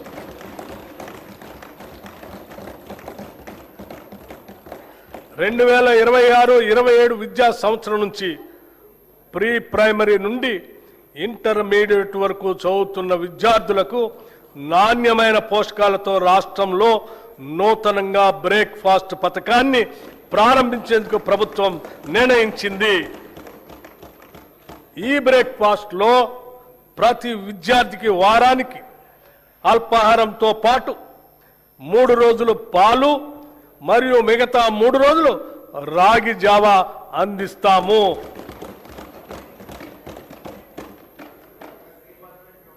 This landmark initiative will improve nutrition and health outcomes, increase attendance and punctuality, reduce dropouts and absenteeism. It will ease the burden on working parents. In simple words, no child in Telangana should begin a school day on an empty stomach. This is a watershed reform for student welfare. This breakfast initiative will not only nourish bodies, it will nourish the future of Telangana. Intermediate విద్యార్థులకు మధ్యాహ్న భోజన పథకం ఈ రోజు నేను ప్రకటించబోయే మరో అత్యంత ముఖ్యమైన సంస్కరణ. ప్రభుత్వ జూనియర్ కళాశాలల్లో ఇంటర్మీడియట్ అభ్యసిస్తున్న మన విద్యార్థులకు కూడా ఇకపై నూతనంగా మధ్యాహ్న భోజన పథకాన్ని విస్తరిస్తున్నాం. విద్యార్థుల సంక్షేమం కోసం మనం తీసుకుంటున్న చర్యల్లో ఇది ఒక సరికొత్త అధ్యాయానికి నాంది. కౌమార దశ అనేది ఎంతో కీలకమైన దశ. ఈ వయసులో తీసుకునే పోషకాహారమే వారు నేర్చుకునే సామర్థ్యాన్ని మరియు దీర్ఘకాల ఆయుష్ను నిర్ణయిస్తుంది. అధ్యక్ష, ఈ రెండు పథకాలు ఈ రాష్ట్రంలో అద్భుతమైనటువంటి మానవీయ కోణంతో తీసుకున్నటువంటి గొప్ప నిర్ణయాలను చెప్పడానికి ఎటువంటి సందేహం లేదు. మా ప్రభుత్వం విద్యార్థులు మరియు వారి సాధికారిత పట్ల అత్యంత సిద్ధతతో ఉంది. దివ్యాంగ విద్యార్థుల శారీరక వైకల్యం వారి విద్యాభ్యాసానికి మరియు ప్రగతికి ఏమాత్రం అడ్డంకి కాకూడదనే ఉద్దేశంతో అటువంటి వారికి తగిన తోడ్పాటు అందించే లక్ష్యంతో ఇంటర్మీడియట్ విద్య చదువుతున్న దివ్యాంగ విద్యార్థులకి రెట్రో ఫిట్టెడ్ మోటరైజ్డ్ వాహనాల్ని పంపిణీ చేయాలని నిర్ణయించాం. రాష్ట్రంలోని అన్ని వసతి గృహాలు, గురుకుల విద్యా సంస్థల్లోని వంటశాలల అపరిశుభ్రత వలన విద్యార్థులు అనారోగ్యం పాలవుతున్నారు. దీనిని దృష్టిలో ఉంచుకొని ఆ వంటశాలల నిర్వహణలో వస్తున్న ఇబ్బందులను అధిగమించడానికి ఈ బడ్జెట్లో ఆధునీకరించడానికి మా ప్రభుత్వం నిశ్చయించింది. అన్ని వసతి గృహాలు, గురుకుల విద్యా సంస్థల వంటశాలల ఆధునీకరణకు కోట్ల రూపాయల ప్రతిపాదన 100 కోట్ల రూపాయలని ప్రతిపాదించాం. రాష్ట్రంలో పాలమూరు శాతవాహన విశ్వవిద్యాలయ ఆధ్వర్యంలో ఇంజనీరింగ్ మరియు లా కాలేజీలు, తెలంగాణ విశ్వవిద్యాలయం ఆధ్వర్యంలో ఇంజనీరింగ్ కాలేజ్, మహాత్మా గాంధీ విశ్వవిద్యాలయం ఆధ్వర్యంలో లా మరియు ఫార్మసీ కాలేజీలు, Rajiv Gandhi university of knowledge technologies ఆధ్వర్యంలో మహబూబ్ నగర్ క్యాంపస్ను నూతనంగా మంజూరు చేశాం. వీటికి అదనంగా ప్రభుత్వ పాలిటెక్నిక్ కాలేజ్ కోస్కీని ప్రభుత్వ ఇంజనీరింగ్ కళాశాలగా అప్గ్రేడ్ చేశాం. స్టేషన్ గన్పూర్, కే సముద్రం, గంగాధర, ధర్మపురి, పాకాల్, కోస్కి మరియు దేవరకద్రలో కొత్త ప్రభుత్వ డిగ్రీ కళాశాలలు ప్రారంభించాం. దీంతో రాష్ట్రంలో ప్రభుత్వ డిగ్రీ కళాశాల సంఖ్య 149కి పెరిగింది. రాష్ట్రంలో ఉన్న 57 పాలిటెక్నిక్ కళాశాలను అడ్వాన్స్డ్ టెక్నాలజీ సెంటర్లుగా ఉన్నతీకరిస్తున్నాం. యువతను భవిష్యత్ ఉద్యోగ అవకాశాలు కల్పించడానికి, ఎంటర్ప్రెన్యూర్లుగా ఎదగటానికి వీలుగా పాలిటెక్నిక్ కళాశాలలో 15 కొత్త కోర్సులు 2026-27 విద్యా సంవత్సరంలో ప్రారంభిస్తున్నాం. విశ్వవిద్యాలయాలు, పరిశోధనా సంస్థలకు సంబంధించి భూ విజ్ఞాన, ఖనిజ శాస్త్ర పరిశోధనలకు ప్రత్యేకంగా doctor Manmohan Singh earth sciences యూనివర్సిటీని భద్రాద్రి కొత్తగూడెం జిల్లాలో స్థాపించాం. అలాగే రాష్ట్ర విశ్వవిద్యాలయాల్లో న్యాయ ఇంజనీరింగ్ కళాశాల ద్వారా కొత్త ప్రొఫెషనల్ కోర్సులు ప్రారంభించబడ్డాయి. మౌలిక సదుపాయాల అభివృద్ధి కోసం ఉస్మానియా విశ్వవిద్యాలయానికి 1000 కోట్ల రూపాయలు, వీరనారి చాకలి ఐలమ్మ మహిళా విశ్వవిద్యాలయానికి 400 కోట్ల రూపాయలు ఈ బడ్జెట్లో ప్రతిపాదిస్తున్నాం. మిగిలిన విశ్వవిద్యాలయాలకు కూడా అవసరమైన నిధులు కేటాయిస్తున్నాం. స్కిల్ యూనివర్సిటీ నేటి పోటీ ప్రపంచంలో పరిశ్రమలకు అవసరమగు నైపుణ్యాలున్న మానవ వనరుల కొరత నెలకొని ఉంది. చాలా సందర్భాల్లో ఇంటర్మీడియట్ మరియు డిగ్రీ కళాశాల నుండి ఉత్తీర్ణులైన వస్తున్న మన విద్యార్థుల్లో ఆశించిన స్థాయిలో నైపుణ్యాలు ఉండటం లేదు. అలాగే అధునాతన ప్రత్యేక నైపుణ్యాలు అవసరమైన ఉద్యోగాలకు వారు పూర్తి స్థాయిలో సిద్ధంగా ఉండటం లేదు. ఈ అంతరాన్ని పూడ్చాలనే దార్శనికతతో అటు విద్యావంతులను నిరుద్యోగ యువత ఎదుర్కొంటున్న ఇబ్బందులను, ఇటు పరిశ్రమలు ఎదుర్కొంటున్న నైపుణ్యం కలిగిన మానవ వనరుల కొరతను ఏకకాలంలో పరిష్కరించాలనే ఉద్దేశంతో మన రాష్ట్ర ప్రభుత్వం యంగ్ ఇండియా స్కిల్ యూనివర్సిటీని స్థాపించింది. పరిశ్రమల అవసరాలకు అనుగుణంగా ఆయా పరిశ్రమల భాగస్వామ్యంతోనే రూపొందించిన పాఠ్యాంశాల ద్వారా యువతకు ప్రత్యేక నైపుణ్యాలని అందిస్తాము.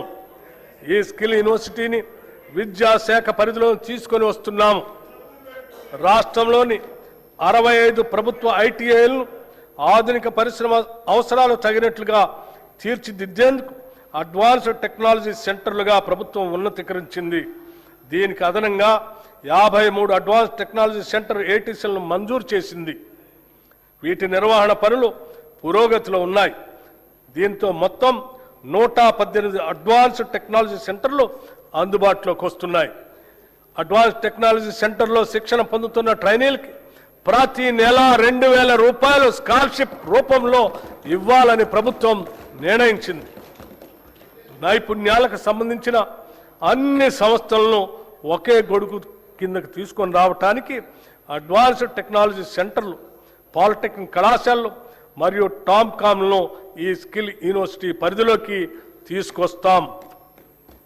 యువతను బ్లూ కాలర్ ఉద్యోగాల కోసం సన్నద్ధం చేసేలా ఉస్మానియా యూనివర్సిటీ, జేఎన్టీయూ తదితర విద్యా సంస్థల తరహాలో ఈ విశ్వవిద్యాలయాన్ని తయారు చేయటమే మా ప్రధాన ఉద్దేశ్యం. 2047 నాటికి రాష్ట్ర ఆర్థిక వ్యవస్థను $3 ట్రిలియన్ స్థాయికి చేర్చాలనే మహోన్నత లక్ష్యంతో ఉన్నాం. ఇందుకు మనకు భారీ సంఖ్యలో నైపుణ్యం కలిగిన మానవ వనరులు అవసరం. భారతదేశంతో పాటు ప్రపంచవ్యాప్తంగా ఉన్న నైపుణ్య ఆధారిత బ్లూ కాలర్ ఉద్యోగ అవకాశాలకు అవసరమైన మానవ వనరులను అందించడంలో తెలంగాణ రాష్ట్రాన్ని యావత్ ప్రపంచానికి ఆదర్శంగా తీర్చిదిద్దాలని మేము భావిస్తున్నాం. పిల్లల భవిష్యత్తు కోసం తీసుకునే నిర్ణయాలు ఎప్పుడూ ఖర్చు కాదు, అవి పెట్టుబడులు మాత్రమే. అమ్మ కలలు పిల్లల చదువు, ఇవే తెలంగాణ భవిష్యత్. అమ్మ కలలు పిల్లల చదువు, ఇవే తెలంగాణ భవిష్యత్. ఈ బడ్జెట్లో విద్యారంగానికి 26,674 కోట్ల రూపాయలు ప్రతిపాదిస్తున్నాం. రాష్ట్రంలోని పేద ప్రజలందరికీ నాణ్యమైన వైద్య సేవలు అందించడమే లక్ష్యంగా మా ప్రభుత్వం ప్రజా ఆరోగ్య వ్యవస్థను బలోపేతం చేస్తుంది. తెలంగాణ రైజింగ్ విజన్ 2047 లక్ష్యాల మేరకు రాష్ట్ర ప్రభుత్వం మాతా శిశు సంక్షేమ ఆరోగ్యం, యువత ఆరోగ్యం, దీర్ఘకాలిక వ్యాధుల నియంత్రణ, అలాగే మానసిక ఆరోగ్య సంరక్షణపై ప్రత్యేక ప్రాధాన్యం ఇస్తుంది. ప్రభుత్వ ఆసుపత్రులను బలోపేతం చేయడానికి జిల్లా కేంద్రాల్లో డే కేర్ క్యాన్సర్ సెంటర్లు, నాన్ కమ్యూనికబుల్ వ్యాధుల క్లినిక్స్, వృద్ధుల ప్రత్యేక క్లినిక్స్, పాలియేటివ్ కేర్ సెంటర్లు, ట్రాన్స్జెండర్ల కోసం మైత్రి క్లినిక్స్ ఏర్పాటు చేయబడ్డాయి. ఇంతకాలం గ్రాంటిన్ ఎయిడ్ సంస్థగా ఉన్న 12,720 బెడ్స్ సామర్థ్యం కల తెలంగాణ వైద్య విధాన పరిషత్తును పూర్తి స్థాయి ప్రభుత్వ సెకండరీ హెల్త్ కేర్ విభాగంగా చేస్తున్నాం. దేశంలో ఎక్కడా లేని విధంగా కేవలం అభివృద్ధి చెందిన దేశాలు మాత్రమే లభించే ప్రజల హెల్త్ ప్రొఫైల్ని రాష్ట్రంలోని ప్రజలందరికీ అమలు పరుస్తున్నాం. మానవ వనరుల సంక్షేమంలో భాగంగా రాష్ట్రంలోని ప్రజలందరి ఆరోగ్య రక్షణ అత్యంత ప్రధానమైంది. అందుకోసం ప్రజలందరి హెల్త్ ప్రొఫైల్ని సిద్ధం చేసి వారికి డిజిటల్ హెల్త్ కార్డులు అందజేస్తాం. వీటి నిర్వహణలో అత్యంత గోప్యతని పాటిస్తాం.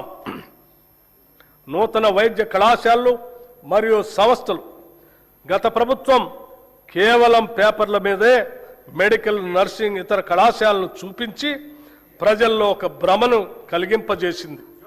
కానీ మేము వాటిని వాస్తవ రూపంలో తీసుకొచ్చి వాటి నిర్మాణ పనులను ప్రారంభించాం. ప్రభుత్వ ఆసుపత్రుల్లో మౌలిక సదుపాయాల కల్పనపై మా ప్రభుత్వం ప్రత్యేక దృష్టి సారించింది. 2023 డిసెంబర్ నాటికి ప్రభుత్వ ఆసుపత్రుల్లో 30,377 పడకలు అందుబాటులో ఉండగా కొత్తగా ప్రారంభించిన 9 ప్రభుత్వ వైద్య కళాశాల ద్వారా మరో 1,980 టెరిషరీ కేర్ పడకలు అందుబాటులోకి వచ్చాయి. దీనికి అదనంగా మా ప్రభుత్వం ఏర్పడిన తర్వాత 2024 సంవత్సరంలో 4,540 కొత్త బెడ్స్ అందుబాటులోకి వచ్చాయి. 2026 చివరి నాటికి సనత్ నగర్, ఎల్బీ నగర్, అల్వాల్లోని టిమ్స్ ఆసుపత్రులతో పాటు నిమ్స్ విస్తరణ, వరంగల్ మల్టీ సూపర్ స్పెషాలిటీ ఆసుపత్రితో కలిపి మరో 6,582 టెరిషరీ కేర్ పడకల్ని అందుబాటులోకి తీసుకొని వస్తాం. ఇవి కాక సెకండరీ కేర్ ఆసుపత్రుల్లో 12,720 పడకలు ఉన్నాయి.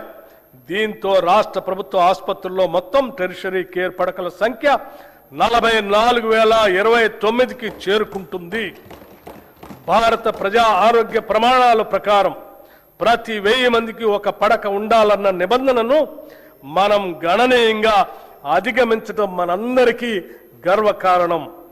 నూతనంగా 17 మెడికల్ కాలేజీల నిర్మాణాలు చేపడుతున్నాం.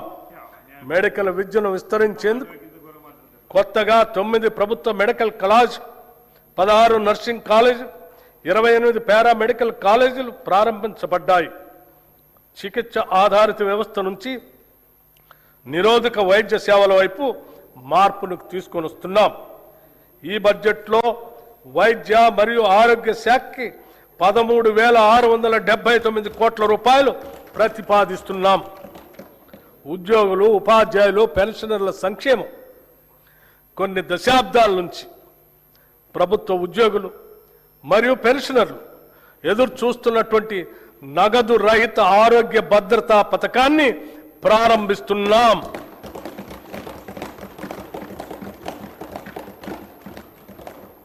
ఈ పథకం ఉద్యోగస్తులు, పెన్షనర్లు, వారిపై ఆధారపడిన కుటుంబ సభ్యులు అందరికీ వర్తిస్తుంది.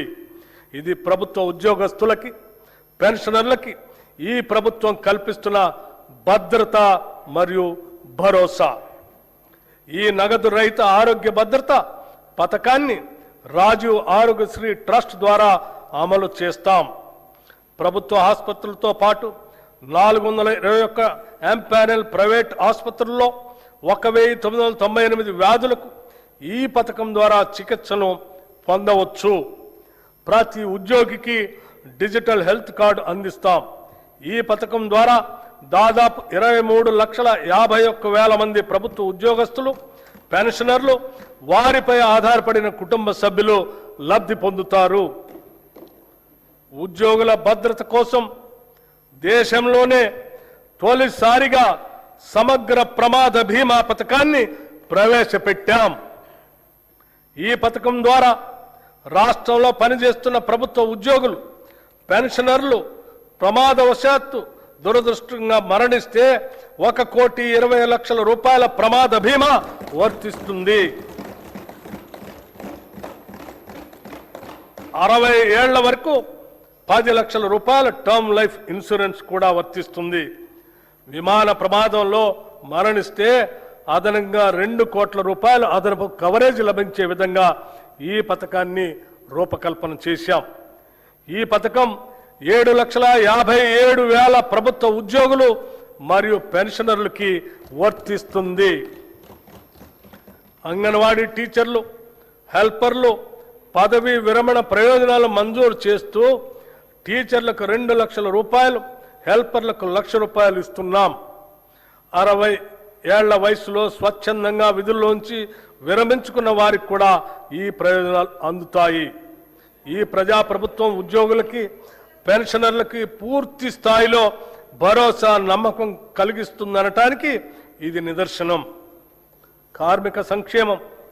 తెలంగాణ కార్మిక శక్తిని బలోపేతం చేయటం, కార్మిక సంక్షేమం, పారిశ్రామిక అనుకూలత, పని ప్రదేశంలో భద్రత కల్పించడం ద్వారా వారి అన్ని విధాల ప్రభుత్వం సహకరిస్తుంది.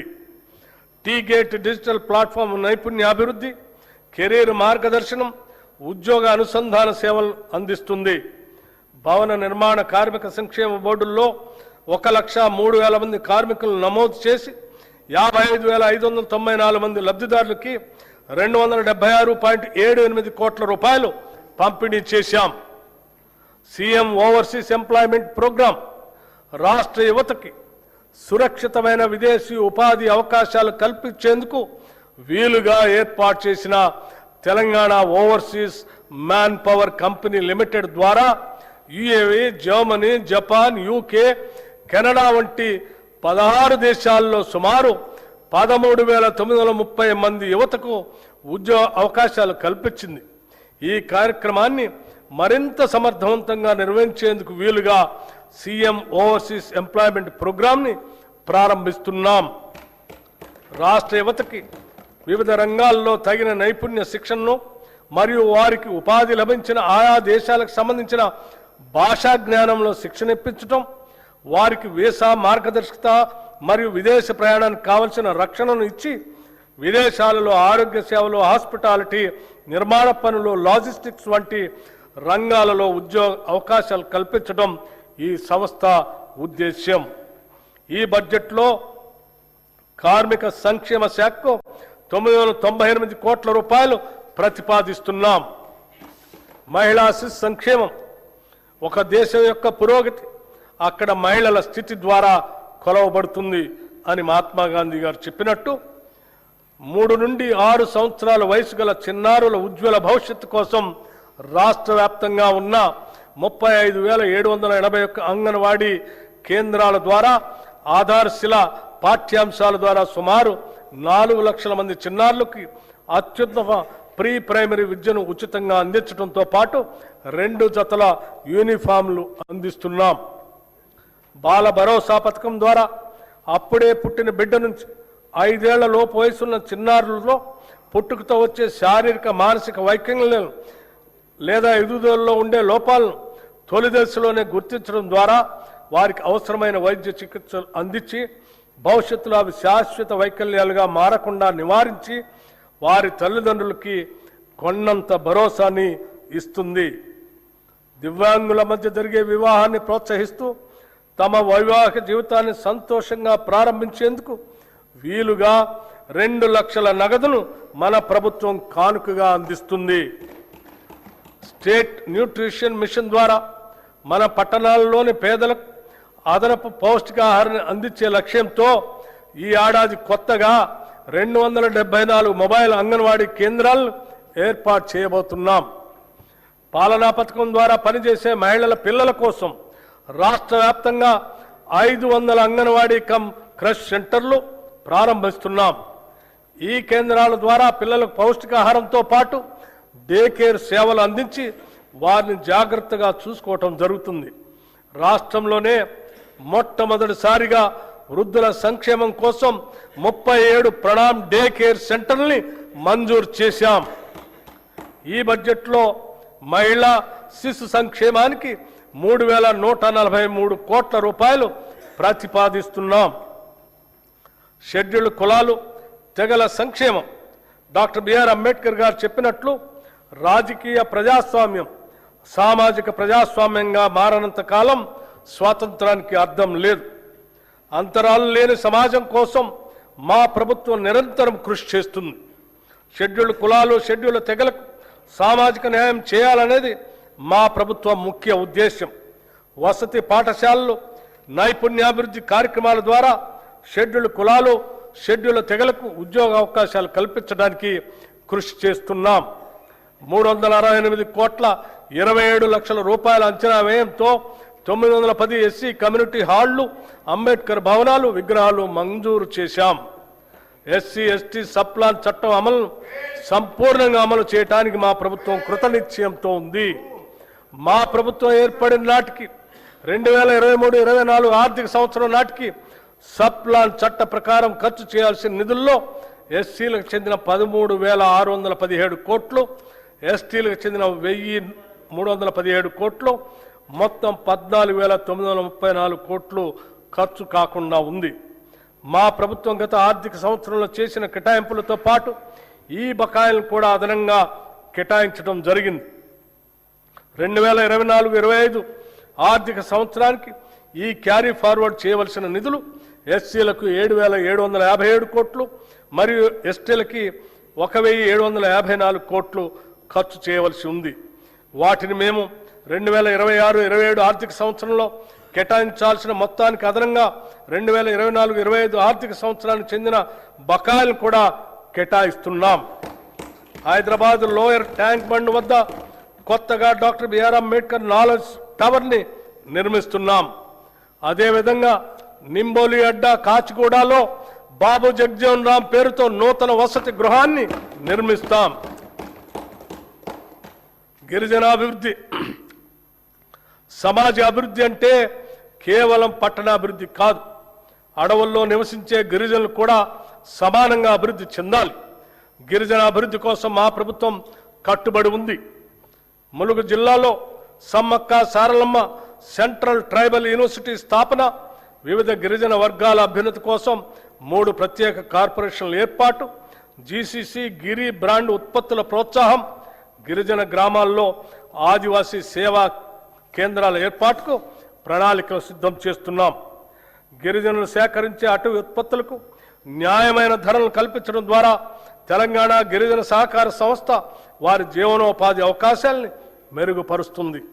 ఈ బడ్జెట్లో షెడ్యూల్డ్ కులాల సంక్షేమానికి 11,784 కోట్ల రూపాయలు, షెడ్యూల్ తెగల సంక్షేమానికి 7,937 కోట్ల రూపాయలు ప్రతిపాదిస్తున్నాం. వెనుకబడిన తరగతుల సంక్షేమం రాష్ట్ర జనాభాలో సుమారు 50% వెనుకబడిన తరగతుల వారు బీసీలు ఉన్నారు. రాష్ట్ర అభివృద్ధిలో వారి కీలక పాత్రను గుర్తించిన ప్రభుత్వం విద్య, నైపుణ్యాభివృద్ధి, పారిశ్రామిక సాధికారిత, గ్లోబల్ అవకాశాలు, సాంప్రదాయ వృత్తుల రక్షణకు గౌరవం కల్పిస్తూ భద్రతతో కూడిన జీవనాన్ని అందిస్తుంది. ఈ బడ్జెట్లో వెనుకబడిన తరగతుల సంక్షేమానికి 12,511 కోట్ల రూపాయల్ని ప్రతిపాదిస్తున్నాం. సమాజంలోని అన్ని వర్గాలతో పాటు ముఖ్యమైన భాగంగా ఉన్న మైనార్టీల సమగ్ర అభ్యుదయం, సమాన అభివృద్ధికి తెలంగాణ ప్రభుత్వం కట్టుబడి ఉంది. మైనార్టీ మహిళల ఆర్థిక స్వావలంబన అనేది మరొక ప్రధానమైన అంశం. పేద మైనార్టీ మహిళలకు జీవనోపాధిని కల్పించి వారు ఆర్థిక స్వాతంత్రాన్ని సాధించడానికి వీలు కల్పించేందుకు గాను 10,000 కుట్టు మిషన్ల ప్రభుత్వం పంపిణీ చేసింది. అంతేకాకుండా మైనార్టీ యువతకు సాధికారత కల్పించి ఉపాధి సామర్థ్యాన్ని మెరుగుపరచడానికి ఉత్తమ ఉపాధి అవకాశాలు పెంపొందించుకు వీలుగా 4,655 మంది మైనార్టీ యువతకు నైపుణ్యాభివృద్ధి శిక్షణను అందించడమైనది. ఈ బడ్జెట్లో మైనార్టీ సంక్షేమానికి 3,769 కోట్ల రూపాయలు ప్రతిపాదిస్తున్నాం. రాజీవ్ యువ వికాసం SC, ST, BC, minority, OC వర్గాలకు చెందిన యువతను ఆర్థిక సహాయం అందించే లక్ష్యంతో తెలంగాణ ప్రభుత్వం రాజీవ్ యువ వికాస పథకం అనే ప్రతిష్టాత్మక కార్యక్రమాన్ని ప్రవేశపెట్టింది. వారిలో ఆర్థిక స్వయం సమృద్ధిని, వ్యవస్థాపక సామర్థ్యాలను పెంపొందించడానికి సంబంధిత కార్పొరేషన్ల ద్వారా ఈ పథకం అమలు చేయబడుతుంది. ఈ పథకం అమలుకు 6,000 కోట్ల రూపాయలు ఈ బడ్జెట్లో ప్రతిపాదించాం. గృహ నిర్మాణ శాఖ ప్రతి కుటుంబానికి సొంత ఇల్లు ఉండటం వారి ఆత్మ గౌరవానికి చిహ్నం. దీనిని గుర్తించి ప్రభుత్వం ఇందిరమ్మ ఇళ్ళు అనే పవిత్రమైన ఒక బృహత్తర కార్యక్రమాన్ని ప్రారంభించింది. దీనికోసం పేద కుటుంబాలకు వారి సొంత స్థలాల్లో ఇళ్ల నిర్మాణం కోసం లబ్ధిదారులకి ఒక్కొక్క ఇంటికి 5 లక్షల రూపాయలు ఆర్థిక సహాయం అందిస్తున్నాము. ఈ పథకం కింద ప్రభుత్వం 4,50,000 ఇళ్లను మంజూరు చేసింది. ప్రతి అసెంబ్లీ నియోజకవర్గంలో అర్హత కలిగిన అన్ని వర్గాల వారికి ఈ ఇళ్లు కేటాయించబడతాయి. గిరిజన జనాభా ఉన్న ప్రాంతాలకు ప్రత్యేక ప్రాధాన్యత ఇస్తూ ప్రతి నియోజకవర్గానికి అదనంగా 1000 ఇళ్లు కేటాయించాం. ఈ పథకానికి 22,500 కోట్లు ఖర్చు అవుతుంది. ఇప్పటి వరకు 5,073,84,00,000 ఖర్చు చేశాం. ఈ బడ్జెట్లో గృహ నిర్మాణ శాఖకు 7,430 కోట్ల రూపాయలు ప్రతిపాదిస్తున్నాం. ఐటీ రంగంలో మనం సాధిస్తున్న అభివృద్ధి దేశానికే తలమానికంగా మారిందనటంలో సందేహం లేదు. రాష్ట్రంలో 1500 కంటే ఎక్కువ ఐటీఈఎస్ కంపెనీలు ఉన్నాయి. తెలంగాణ ప్రభుత్వం ఐటీ రంగంలో వృద్ధిని సాధించడానికి, పెట్టుబడులు ఆకర్షించడానికి, ఉపాధి కల్పన కోసం 1వ 2వ ఐసిటి విధానాలను ప్రారంభించింది. వీటితో పాటు ఎలక్ట్రానిక్స్ పాలసీ, ఇమేజ్ పాలసీ వంటి వాటిని కూడా ప్రభుత్వం తీసుకువస్తుంది. రాష్ట్ర ఐటీ ఎగుమతులు 3.13 లక్షల కోట్లకు చేరుకొని 9.39 లక్షల మందికి పైగా ఉపాధి అవకాశాలు కల్పిస్తున్నాయి. భారతదేశంలోని మొత్తం గ్లోబల్ క్యాపబిలిటీ సెంటర్లలో సుమారు 20% హైదరాబాద్లోనే ఉన్నాయి. 2024-25లో 70కి పైగా కొత్త జీసీసీలు ఇక్కడ ఏర్పాటు చేయబడ్డాయి. ప్రపంచ టెక్ దిగ్గజం గూగుల్ కంపెనీ హైదరాబాద్లో గూగుల్ సేఫ్టీ ఇంజనీరింగ్ సెంటర్ని ఏర్పాటు చేసింది. హైదరాబాద్ పశ్చిమ ప్రాంతానికే పరిమితం కాకుండా నగరం చుట్టూ ఐటీని విస్తరించడానికి గ్రిడ్ విధానాన్ని ప్రభుత్వం ప్రోత్సహిస్తుంది.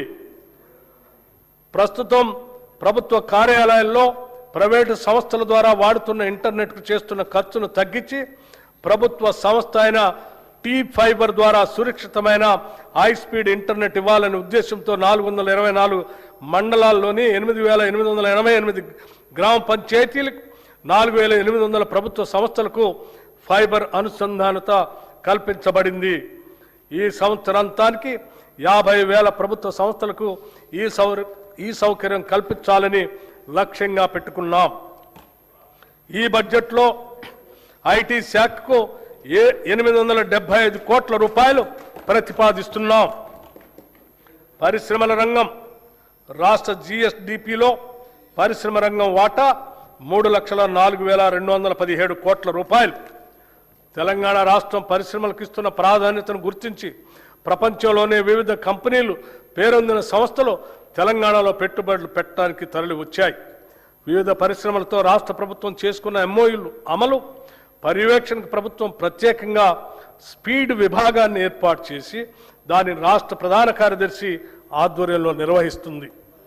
Rising and accelerating MSME performance ద్వారా రాష్ట్రంలో 140 మహిళా సంఘాల ఆధ్వర్యంలోని వ్యాపారాలను వేగవంతం చేయడానికి ప్రత్యేక కార్యక్రమం చేపట్టింది.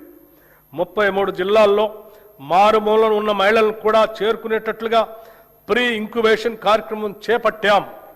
దివ్యాంగులు, ట్రాన్స్జెండర్లు, మైనార్టీలు, ఆదివాసీలు వంటి వర్గాలకు చెందిన మహిళా వ్యాపారులకు ప్రత్యేకంగా ఇంక్యుబేషన్ గ్రౌండ్ స్థాయి ఎంఎస్ఎంఈలకు ప్రాధాన్యత ఇస్తున్నాం. తెలంగాణ పశ్చిమ ప్రాంతం, ముఖ్యంగా కొడంగల్ పరిసర ప్రాంతంలో రాబోయే సంవత్సరాల్లో ప్రధాన పారిశ్రామిక కేంద్రంగా అభివృద్ధి చెందనుంది. ఈ నేపథ్యంలో రాబోయే రేడియల్ రోడ్ 2 సమీపంలో భారీ పారిశ్రామిక పార్కుల కోసం ప్రభుత్వం భూములను సమీకరించేందుకు ప్రణాళికలు రూపొందించింది. దీనితో పాటు కొడంగల్ మల్టీపర్పస్ ఇండస్ట్రియల్ పార్క్ని కూడా అభివృద్ధి చేస్తాం. కేంద్ర ప్రభుత్వం సహకారంతో జహీరాబాద్ ఇండస్ట్రియల్ స్మార్ట్ సిటీ ప్రాజెక్టును అభివృద్ధి చేస్తున్నాం. ఇది 3,245 ఎకరాల విస్తీర్ణంలో జాతీయ పారిశ్రామిక కారిడార్ అభివృద్ధి కార్యక్రమంలో భాగంగా అమలవుతుంది. మన రాష్ట్రం నుంచి సరుకు ఎగుమతులు 1,61,843 కోట్ల రూపాయలకు చేరి దేశంలో 7వ స్థానంలో ఉంది. ఇందులో ముఖ్యంగా ఏరోస్పేస్ మరియు డిఫెన్స్ రంగాలు కీలక పాత్ర పోషిస్తూ మొత్తం ఎగుమతుల్లో దాదాపు 30% వాటాను కలిగి ఉన్నాయి. ఇంకా ఈజ్ ఆఫ్ డూయింగ్ బిజినెస్ విషయంలో తెలంగాణను కేంద్ర ప్రభుత్వం టాప్ అచీవర్గా గుర్తించడం గర్వకారణం. ఇటీవల హైదరాబాద్లో నిర్వహించిన 23వ బయో ఏషియా అంతర్జాతీయ సదస్సుకు విశేష స్పందన లభించింది. ఈ సదస్సులో 1,700 కోట్ల రూపాయల పెట్టుబడులు పెట్టడానికి పెట్టుబడిదారులు ఆసక్తి వ్యక్తపరిచారు. వి హబ్ ద్వారా రాష్ట్రంలోని 33 జిల్లాల్లో 700కు పైగా మహిళా వ్యాపారవేత్తలకు మద్దతు ఇస్తూ వారి సమగ్ర అభివృద్ధికి దోహదపడుతున్నాం. ఈ బడ్జెట్లో పరిశ్రమల శాఖకు 3,490 కోట్ల రూపాయలు ప్రతిపాదిస్తున్నాం. మన తెలంగాణ రాష్ట్రంలో హ్యాండ్లూమ్ మరియు పవర్లూమ్ రంగాలు దేశంలోనే ప్రత్యేక స్థానాన్ని సంపాదించాయి. పోచంపల్లి, ఇక్కత్, గద్వాల్, నారాయణపేట్, సిద్దిపేట గొల్లభామ చీరలు, వరంగల్ దుప్పట్లు, హ్యాండ్లూమ్ ఉత్పత్తులు మన సంస్కృతి సంప్రదాయ వైభవాన్ని ప్రతిబింబిస్తున్నాయి. కార్యక్రమం ద్వారా కోటి మహిళలకు కోటి చీరలకు ఉచితంగా చీరల పంపిణీ చేస్తున్నాం. 1,70,000 ఇప్పటికే చీరలు అందజేశాం. మిగిలిన చీరలు అతి త్వరలో అందజేయటం జరుగుతుంది. గతంలో మాదిరి కాకుండా రాష్ట్రంలోని ఆడపడుచులు ఈ వస్త్రాల నాణ్యతపై సంతృప్తి వ్యక్తం చేశారు. ఈ బడ్జెట్లో చేనేత రంగానికి 258 కోట్ల రూపాయలు ప్రతిపాదిస్తున్నాం. పంచాయతీరాజ్ మరియు గ్రామీణ అభివృద్ధి, గ్రామాల అభివృద్ధి చెందితేనే రాష్ట్రం అభివృద్ధి చెందుతుంది. అందుకే ఈ బడ్జెట్లో గ్రామాణి ఉపాధిపై ప్రత్యేక దృష్టి సారించాం. పంచాయతీ రోడ్లకి మార్గదర్శ కల్పిస్తున్నాం. 2025 డిసెంబర్లో 12,702 గ్రామ పంచాయతీలకు ఎన్నికలను ప్రశాంతంగా నిర్వహించాం. తద్వారా 15వ ఆర్థిక సంఘం సిఫార్సుల ప్రకారం భారత ప్రభుత్వం 1,597 కోట్ల రూపాయలను విడుదల చేసింది. ఎన్నికైన సర్పంచ్ అందరికీ 5 రోజులు సమగ్ర శిక్షణను కూడా అందించాం. మహాత్మా గాంధీ జాతీయ గ్రామీణ ఉపాధి హామీ చట్టం భారతదేశ ఆత్మ గ్రామాల్లోనూ ఉన్నది అని మహాత్మా గాంధీ అన్నారు. గ్రామాల్లోని పేదరికాన్ని, నిరుద్యోగాన్ని తరిమి కొట్టడానికి ఒక అస్త్రంలా మహాత్ముడి పేరు మీద అప్పటి యూపీఏ ప్రభుత్వం తీసుకొచ్చిన గొప్ప చట్టమే మహాత్మా గాంధీ జాతీయ గ్రామీణ ఉపాధి హామీ చట్టం. ఇది కేవలం ఒక పథకం కాదు, ఇది సామాన్యుడికి కల్పించిన ఉపాధి హక్కు. ఈ పథకం గత 2 దశాబ్దాలుగా పల్లెల్లో ఒక నిశ్శబ్ద విప్లవాన్ని తెచ్చింది. ఏటా 100 రోజుల పని గ్యారంటీ ఇవ్వటం ద్వారా వలసలను అరికట్టి కూలీల్లో 50% పైగా ఉన్న మహిళలకు మహిళా సాధికారితను ఇది పట్టుకొమ్మగా నిలిచింది. కానీ ప్రస్తుత కేంద్ర ప్రభుత్వం ఎంజీఎన్ఆర్ఈజీఏ స్థానంలో వీబీజీ రామ్జీ అనే కొత్త పథకాన్ని తీసుకొచ్చింది. మన తెలంగాణ శాసనసభ ఈ కొత్త చట్టాన్ని ఏకగ్రీవంగా వ్యతిరేకించింది. పాత చట్టం ద్వారా కేంద్రం 90% నిధులు ఇస్తే ఈ చట్టం ద్వారా కేంద్రం 60% నిధులు మాత్రమే ఇస్తుంది. మిగతా 40% నిధులు రాష్ట్రం భరించాలని నిబంధన పెట్టింది. ఇది మళ్లీ వలసలను ప్రోత్సహించే కార్యక్రమం. తెలంగాణలో 90% మంది లబ్ధిదారులు ఎస్సీ, ఎస్టీ, బీసీ వర్గాల వారే. బడ్జెట్ పరిమితుల వల్ల వీరి జీవనోపాధికి పెను ప్రమాదం పొంచి ఉంది. హ్యామ్ రోడ్లు రాష్ట్రంలోని పంచాయతీరాజ్ ఇంజనీరింగ్ డిపార్ట్మెంట్ ఎంపిక చేసిన రహదారులను హైబ్రిడ్ యాన్యుటీ మోడ్ విధానంలో నిర్మాణం, అభివృద్ధి, నిర్వహణ చేసేందుకు ప్రతిపాదనలు సిద్ధమయ్యాయి. మొదటి దశ కింద 96 నియోజకవర్గాల పరిధిలో 7,450 కిలోమీటర్ల గ్రామీణ రోడ్ల నిర్మాణం చేపట్టడం జరుగుతుంది. ఈ విధానం ప్రకారం 40% వ్యయాన్ని రాష్ట్ర ప్రభుత్వం భరించగా మిగిలిన 60% రాయితీదారు పెట్టుబడి పెడతారు. ఈ 60% రాష్ట్ర ప్రభుత్వం 15 సంవత్సరాల కాల పరిమితి 30 యాన్యుటీల్లో తిరిగి చెల్లిస్తుంది. ఈ రోడ్ల నిర్వహణ బాధ్యత పెట్టుబడిదారుడికే ఉంటుంది. ఈ ఆర్థిక సంవత్సరంలో 2,980 కిలోమీటర్ల రహదారుల్ని నిర్మించాలని ప్రతిపాదించడమైనది. ప్రస్తుత ఆర్థిక సంవత్సరంలో నగదు చెల్లింపుకి 1,372 కోట్ల రూపాయలు అవసరం అవుతుంది. ఈ బడ్జెట్లో పంచాయతీరాజ్ గ్రామీణ అభివృద్ధికి 33,688 కోట్ల రూపాయలు ప్రతిపాదిస్తున్నాము.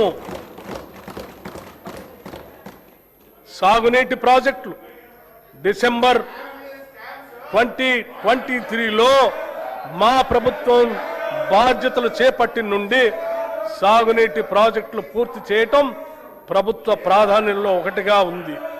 కృష్ణా, గోదావరి జలాల్లో తెలంగాణకు దక్కాల్సిన న్యాయమైన వాటా కోసం గౌరవ సుప్రీంకోర్టు ట్రిబ్యునల్, చట్టబద్ధమైన సంస్థలు, భారత ప్రభుత్వం వంటి ప్రతి వేదిక పైన మా ప్రభుత్వం సమర్థవంతంగా పోరాడింది. మా ప్రభుత్వానికి గతంలో పెండింగ్లో ఉన్న అనేక ప్రాజెక్టులు వారసత్వంగా వచ్చాయి.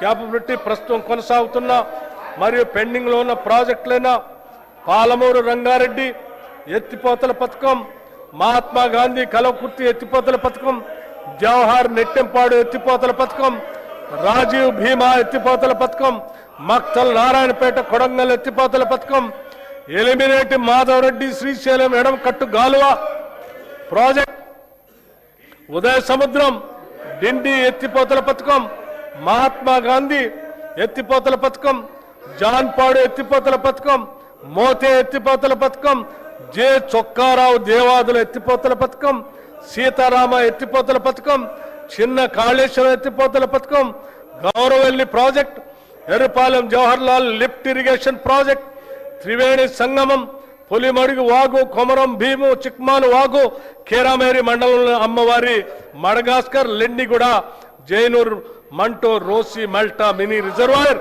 మరియు ఇతర ముఖ్యమైన ప్రాజెక్టులు పూర్తి చేసే దిశగా మేము కృషి చేస్తున్నాము. గత ప్రభుత్వం చేసిన చారిత్రక తప్పిదాన్ని మా ప్రభుత్వం సరిదిద్ది ఉమ్మడి ఆదిలాబాద్ జిల్లాలో డాక్టర్ బిఆర్ అంబేద్కర్ చేవెళ్ల ప్రాజెక్టులు కూడా చేపడుతుంది అని తెలియజేస్తున్నా. గతంలో ప్రభుత్వం సకాలంలో పూడిక పనులు చేపట్టకపోవటం వల్ల అనేక ప్రాజెక్టులో పూడిక పేరుకుపోయి రిజర్వాయర్లో నీటి నిల్వ సామర్థ్యం తగ్గిపోయింది. భారత ప్రభుత్వ జలశక్తి మంత్రిత్వ శాఖ వారి జాతీయ పూడికతీత మార్గదర్శకాల ప్రకారం ఇప్పటికే ఆదాయ ఉత్పత్తి విధానం ఆధారంగా పైలట్ ప్రాజెక్టుగా చేపట్టిన కడెం, లోయర్ మానేర్ డ్యాం మరియు మిడ్ మానేర్ డ్యాం ప్రాజెక్టులతో పాటుగా శ్రీరామ్ సాగర్ ప్రాజెక్ట్, ప్రియదర్శిని జోరాల ప్రాజెక్ట్, మూసీ నాగార్జున సాగర్ ప్రాజెక్టులో కోల్పోయిన నీటి సామర్థ్యాన్ని పునరుద్ధరించడానికి మేము పూడికతీత పనులను చేపడుతున్నాం. ఈ బడ్జెట్లో నీటిపారుదల శాఖకి 22,615 కోట్ల రూపాయల్ని ప్రతిపాదిస్తున్నాం. రవాణా శాఖ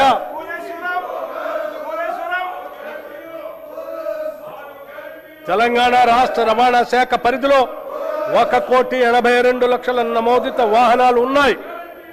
వ్యవసాయ మరియు త్రిచక్ర వాహనాలు చెందిన 11,75,000 వాహనాలకు 105,16,00,000 రూపాయలు పన్ను మినహాయింపులు మంజూరు చేశాం. ఎలక్ట్రిక్ వాహన విధానం కింద 1,06,000 ఎలక్ట్రిక్ వాహనాలకు 856,98,00,000 పన్ను మినహాయింపులు ఇచ్చి పర్యావరణ పరిరక్షణకు తోడ్పడుతున్నాం.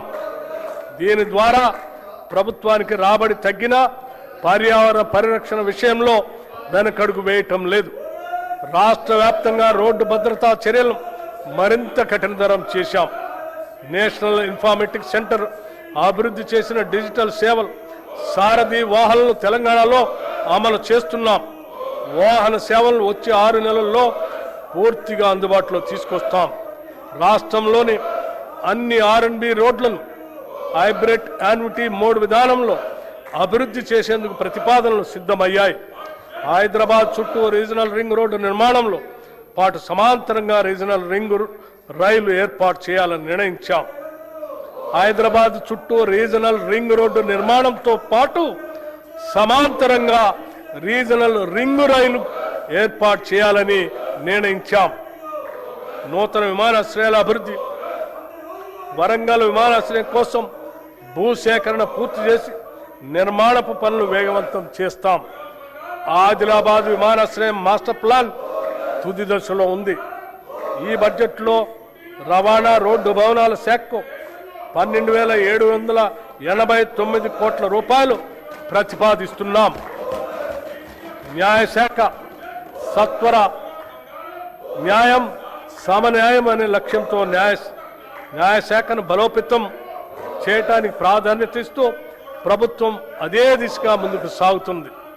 న్యాయ వ్యవస్థకు అవసరమైన మౌలిక వసతుల అభివృద్ధికి ప్రాధాన్యత ఇస్తున్నాం. తెలంగాణ రాష్ట్రానికి తలమానికంగా రాష్ట్ర హైకోర్టు భవనాలను, న్యాయమూర్తుల నివాస గృహాలను 2,583 కోట్ల రూపాయల ఖర్చుతో అధునాతన వసతులతో నిర్మిస్తున్నాం. మా ప్రభుత్వం వచ్చినప్పటి నుంచి ఇప్పటి వరకు 11 అదనపు జిల్లా న్యాయస్థానాలను, 2 సీనియర్ సివిల్ జడ్జి స్థానాలను, 46 జూనియర్ సివిల్ జడ్జి స్థానాలను నిర్మించడానికి అనుమతులు ఇచ్చాం.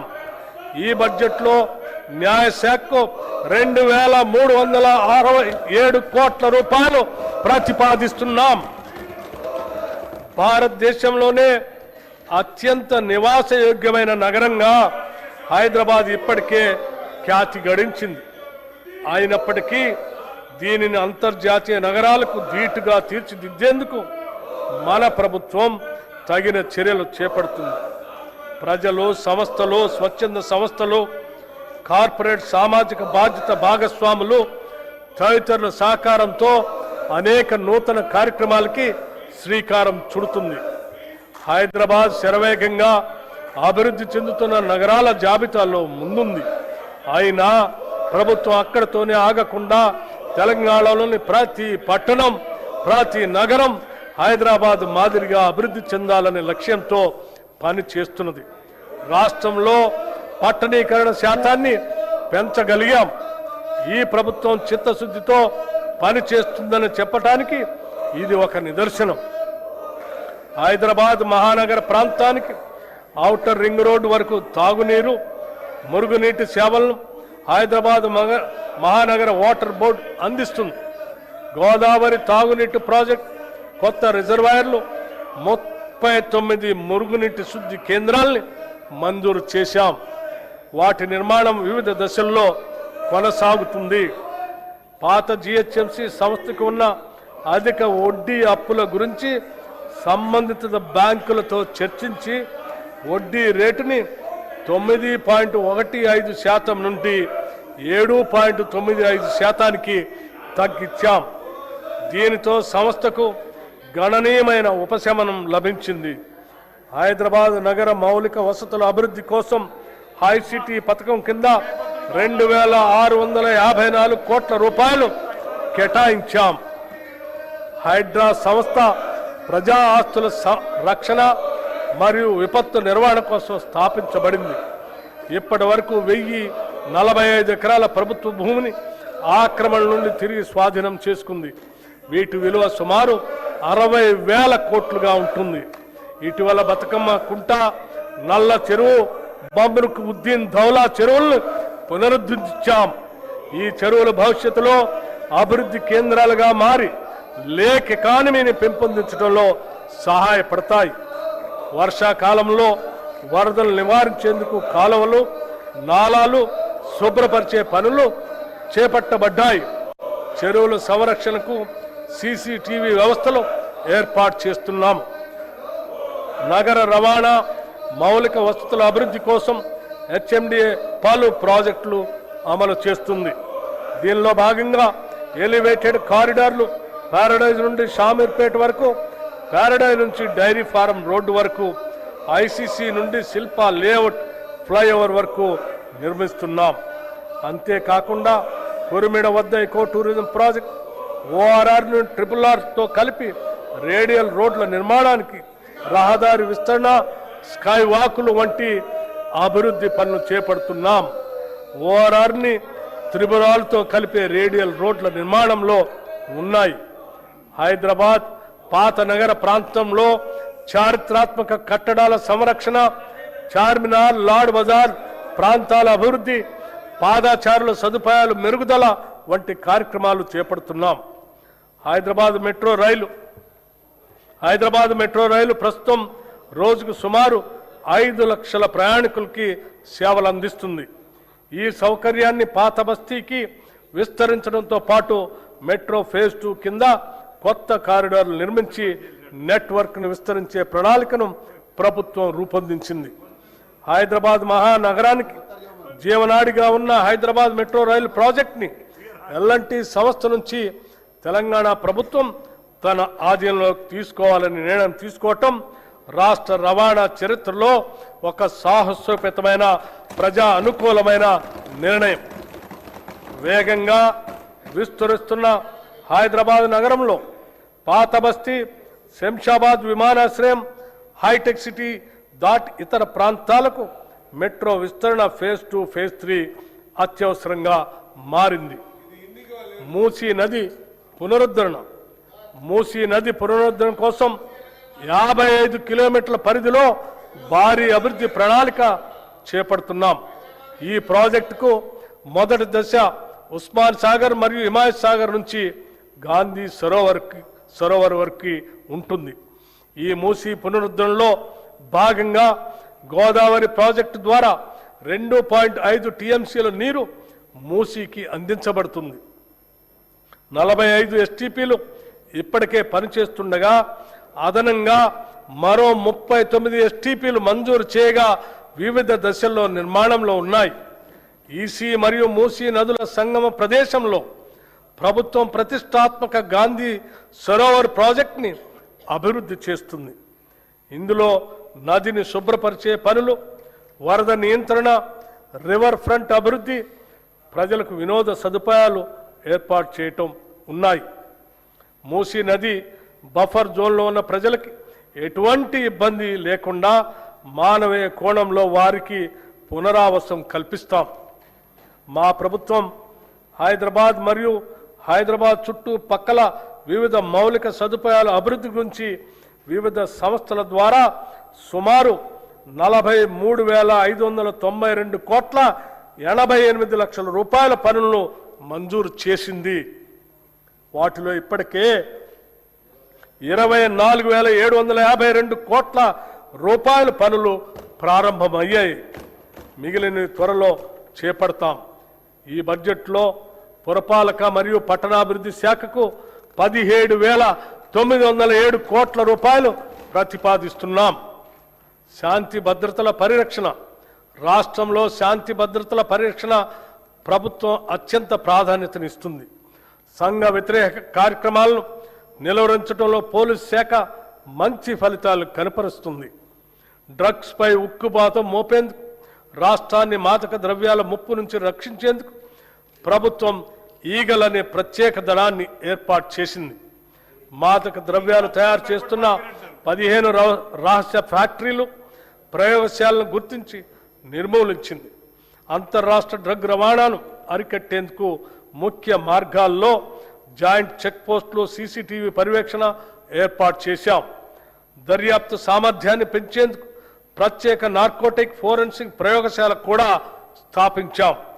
డ్రగ్స్ వినియోగాన్ని తగ్గించేందుకు రాష్ట్ర వ్యాప్తంగా డీ అడిక్షన్ కేంద్రాలు ఏర్పాటు చేయటమే కాకుండా విద్యా సంస్థల్లో 4,729 యాంటీ డ్రగ్ కమిటీలు, 20,989 ప్రహరీ క్లబ్స్ ఏర్పాటు చేసి యువతలో అవగాహన పెంపొందిస్తున్నాం.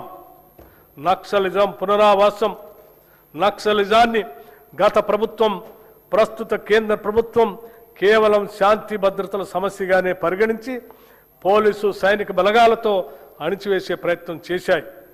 కానీ మా ప్రభుత్వం ఈ సమస్య మూలాలను విశ్లేషించి యువతకు సరైన జీవనోపాధి, సామాజిక గౌరవం, ఆర్థిక భరోసా కల్పిస్తే అడవుల్లోకి వెళ్లిన వారు ఆయుధాలు వీడి జనజీవన స్రవంతిలో కలుస్తారనే సామాజిక ఆర్థిక వాస్తవాన్ని గుర్తించి తెలంగాణ ప్రభుత్వం అనుసరించిన దార్శనిక విధానం దేశానికే ఒక ఆదర్శ నమూనాగా నిలిచింది. తెలంగాణ రాష్ట్రం ఏర్పడిన తర్వాత 2014-2023 వరకు 347 మంది మావోయిస్టులు లొంగిపోగా, మా ప్రభుత్వం ఏర్పడిన 2023 డిసెంబర్ 7 నుండి 2026 మార్చి 8 వరకు 732 మంది వివిధ స్థాయి క్యాడర్ మావోయిస్టులు లొంగిపోయారు. నక్సలిజం పుట్టుకు కారణమైన ఫ్యూడలిస్టిక్ సామాజిక ఆర్థిక అసమానతలను రూపుమాపటం ద్వారానే నక్సలిజం ఉద్యమానికి ముగింపు పలకగలమని తెలంగాణ రాష్ట్రం నిరూపించింది. సమగ్ర సంక్షేమం, ఉపాధి ద్వారానే నిజమైన సామాజిక మార్పు సాధ్యం అని మన తెలంగాణ రాష్ట్రం దేశానికి మార్గదర్శనం చేసింది. ఈ బడ్జెట్లో హోంశాఖకు 11,907 కోట్ల రూపాయలు ప్రతిపాదిస్తున్నాము. ఆలయాల అభివృద్ధి, తెలంగాణ సాంస్కృతిక ఆధ్యాత్మిక వారసత్వాన్ని కాపాడేందుకు ప్రభుత్వం ప్రత్యేక చర్యలు తీసుకుంటుంది. రాష్ట్రంలో ఆధ్యాత్మిక పర్యాటక అభివృద్ధికి భక్తులకు మెరుగైన సౌకర్యాలు కల్పించేందుకు భద్రాచలం, కాళేశ్వరం, వేములవాడ, ధర్మపురి వంటి దేవాలయ అభివృద్ధి పైన ప్రత్యేక దృష్టి సారించి తగు నిధులను కూడా మంజూరు చేస్తున్నాం. ప్రసిద్ధి చెందిన రాజన్న దేవాలయాన్ని పూర్తి స్థాయి ఆధ్యాత్మిక కేంద్రంగా అభివృద్ధి చేస్తున్నాం. గోదావరి పుష్కరాలు 12 ఏళ్లకు ఒకసారి అత్యంత పవిత్రంగా జరుపుకునే గోదావరి పుష్కరాలు తెలంగాణ రాష్ట్రంలో 2027 జూన్ 26 నుండి జూలై 7 వరకు జరగనున్నాయి. ఈ పవిత్ర దినాల్లో సుమారు 8 కోట్ల మంది భక్తులు పుణ్యస్థానాలు ఆచరిస్తారని ప్రభుత్వం అంచనా వేస్తుంది. ఈ నేపథ్యంలో తెలంగాణ సంస్కృతి ఉట్టి పడేలా కుంభమేళా తరహాలో ఈ పుష్కరాలను ప్రతిష్టాత్మకంగా నిర్వహించేందుకు రాష్ట్ర ప్రభుత్వం సన్నాహాలు చేస్తుంది. ఈ పుష్కరాల నిర్వహణ మరియు రోడ్ల విస్తరణ, కొత్త ఘాట్ల నిర్మాణం, దేవాలయాల అభివృద్ధి వంటి మౌలిక సదుపాయాల అభివృద్ధి ఏర్పాట్లను పర్యవేక్షించడానికి గౌరవ మంత్రివర్యులు శ్రీ డి శ్రీధర్ బాబు గారి నేతృత్వంలో ఒక ప్రత్యేక కేబినెట్ సబ్ కమిటీని ప్రభుత్వం ఏర్పాటు చేసింది. భక్తులకు సౌకర్యవంతమైన దర్శనం, భద్రత, రద్దీ నియంత్రణ కోసం ఆధునిక సాంకేతికను వినియోగించే చర్యలు తీసుకుంటుంది. ఈ గోదావరి పుష్కరాల నిర్వహణ కొరకు ఈ బడ్జెట్లో 500 కోట్ల రూపాయలు ప్రతిపాదిస్తున్నాం. ఆధ్యాత్మిక పర్యాటక అభివృద్ధి, రాష్ట్రంలో ఆధ్యాత్మిక పర్యాటకాన్ని అభివృద్ధి చేయడంతో పాటు భక్తులకు మెరుగైన సౌకర్యాలు కల్పించడం ప్రభుత్వ ప్రధాన లక్ష్యం. రాష్ట్ర దేవాదాయ శాఖ తెలంగాణ పర్యాటక అభివృద్ధి సంస్థతో కలిసి రాష్ట్రంలో 9 కొత్త పవిత్ర యాత్రా సర్క్యూట్లని ప్రారంభించింది. ఈ యాత్రా సర్క్యూట్ల ద్వారా భక్తులకు వసతి సదుపాయాలు, ప్రత్యేక దర్శనం, పర్యాటక సౌకర్యాలు అందించబడుతున్నాయి. యువజన సర్వీసులు, క్రీడలు, టూరిజం, యువతే రాష్ట్ర భవిష్యత్తుకు మార్గనిర్దేశకులు. వారిలో నైపుణ్యాభివృద్ధిని పెంపొందించి పారదర్శక నియామక ప్రక్రియ ద్వారా ఉపాధి అవకాశాలను పెంపొందిస్తున్నాం. గత ఏడాది డిసెంబర్ 13, 2025న ఉప్పల్ రాజీవ్ గాంధీ అంతర్జాతీయ స్టేడియం ఒక అపూర్వ ఘట్టానికి వేదికైంది.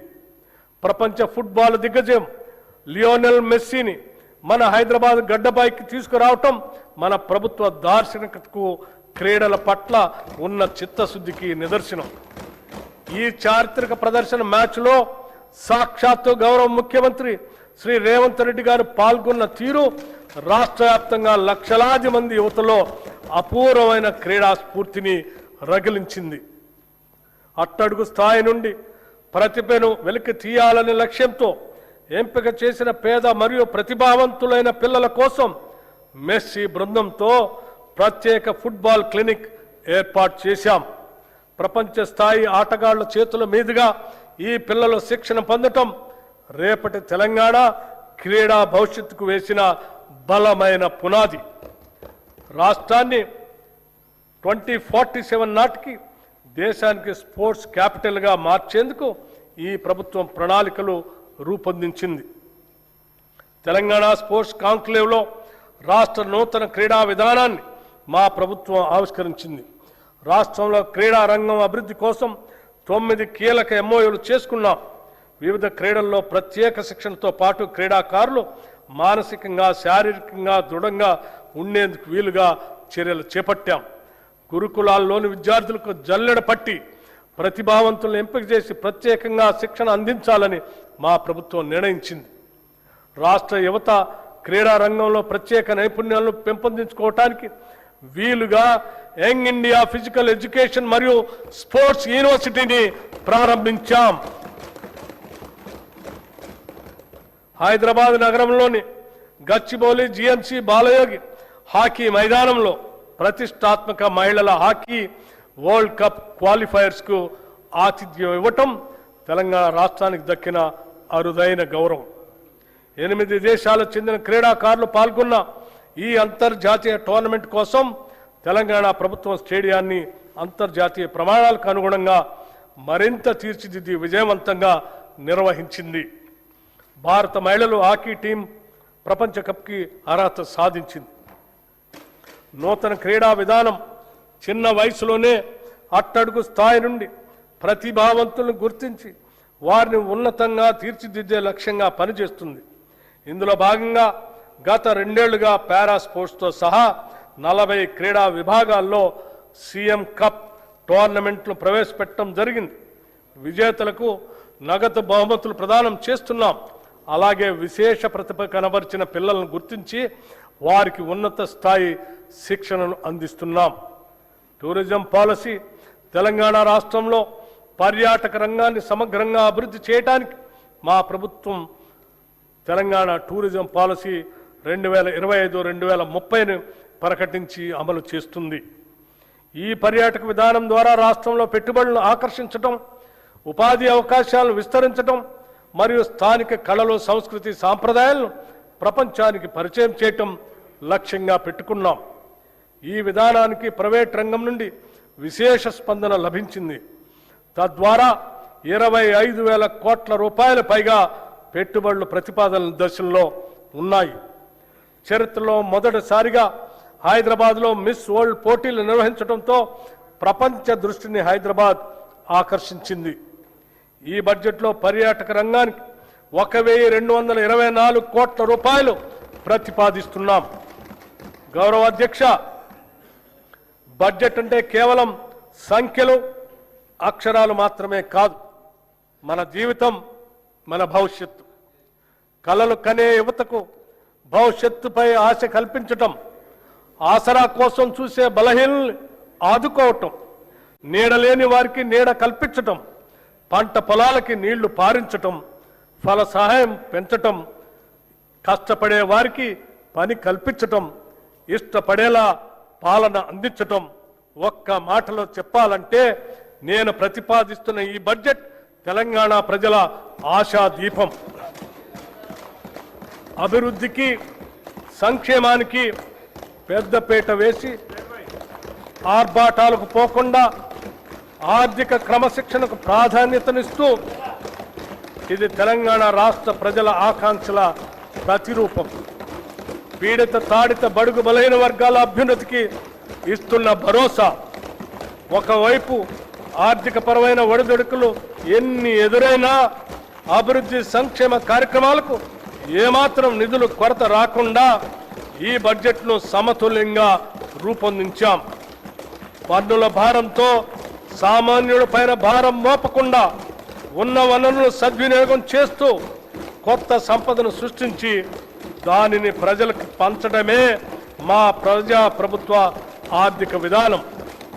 పేదవాడి కన్నీరు తుడిచిన నాడే నిజమైన అభివృద్ధి అని మహాత్మా గాంధీ మాటలను, ఆశయాలను స్ఫూర్తిగా తీసుకొని మా ఈ 2 ఏళ్ల పాలన 10 ఏళ్ల విధ్వంసాన్ని సరిదిద్దే పునాది ఈ budget.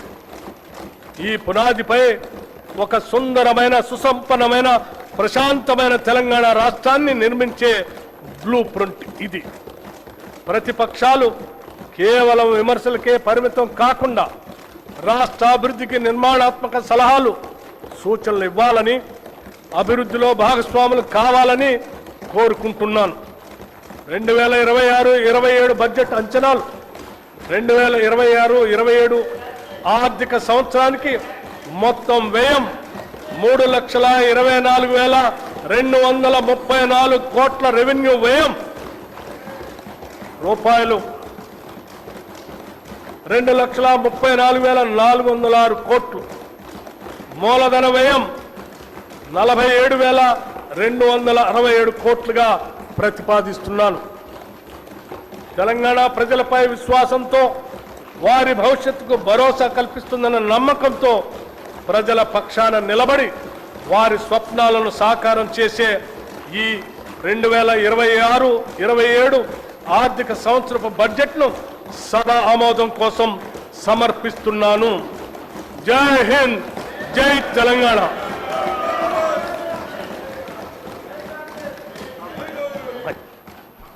Annual financial statement budget for 2026-27 presented. The House is urgent to meet again at 10 a.m. on Monday, the 23rd March 2026.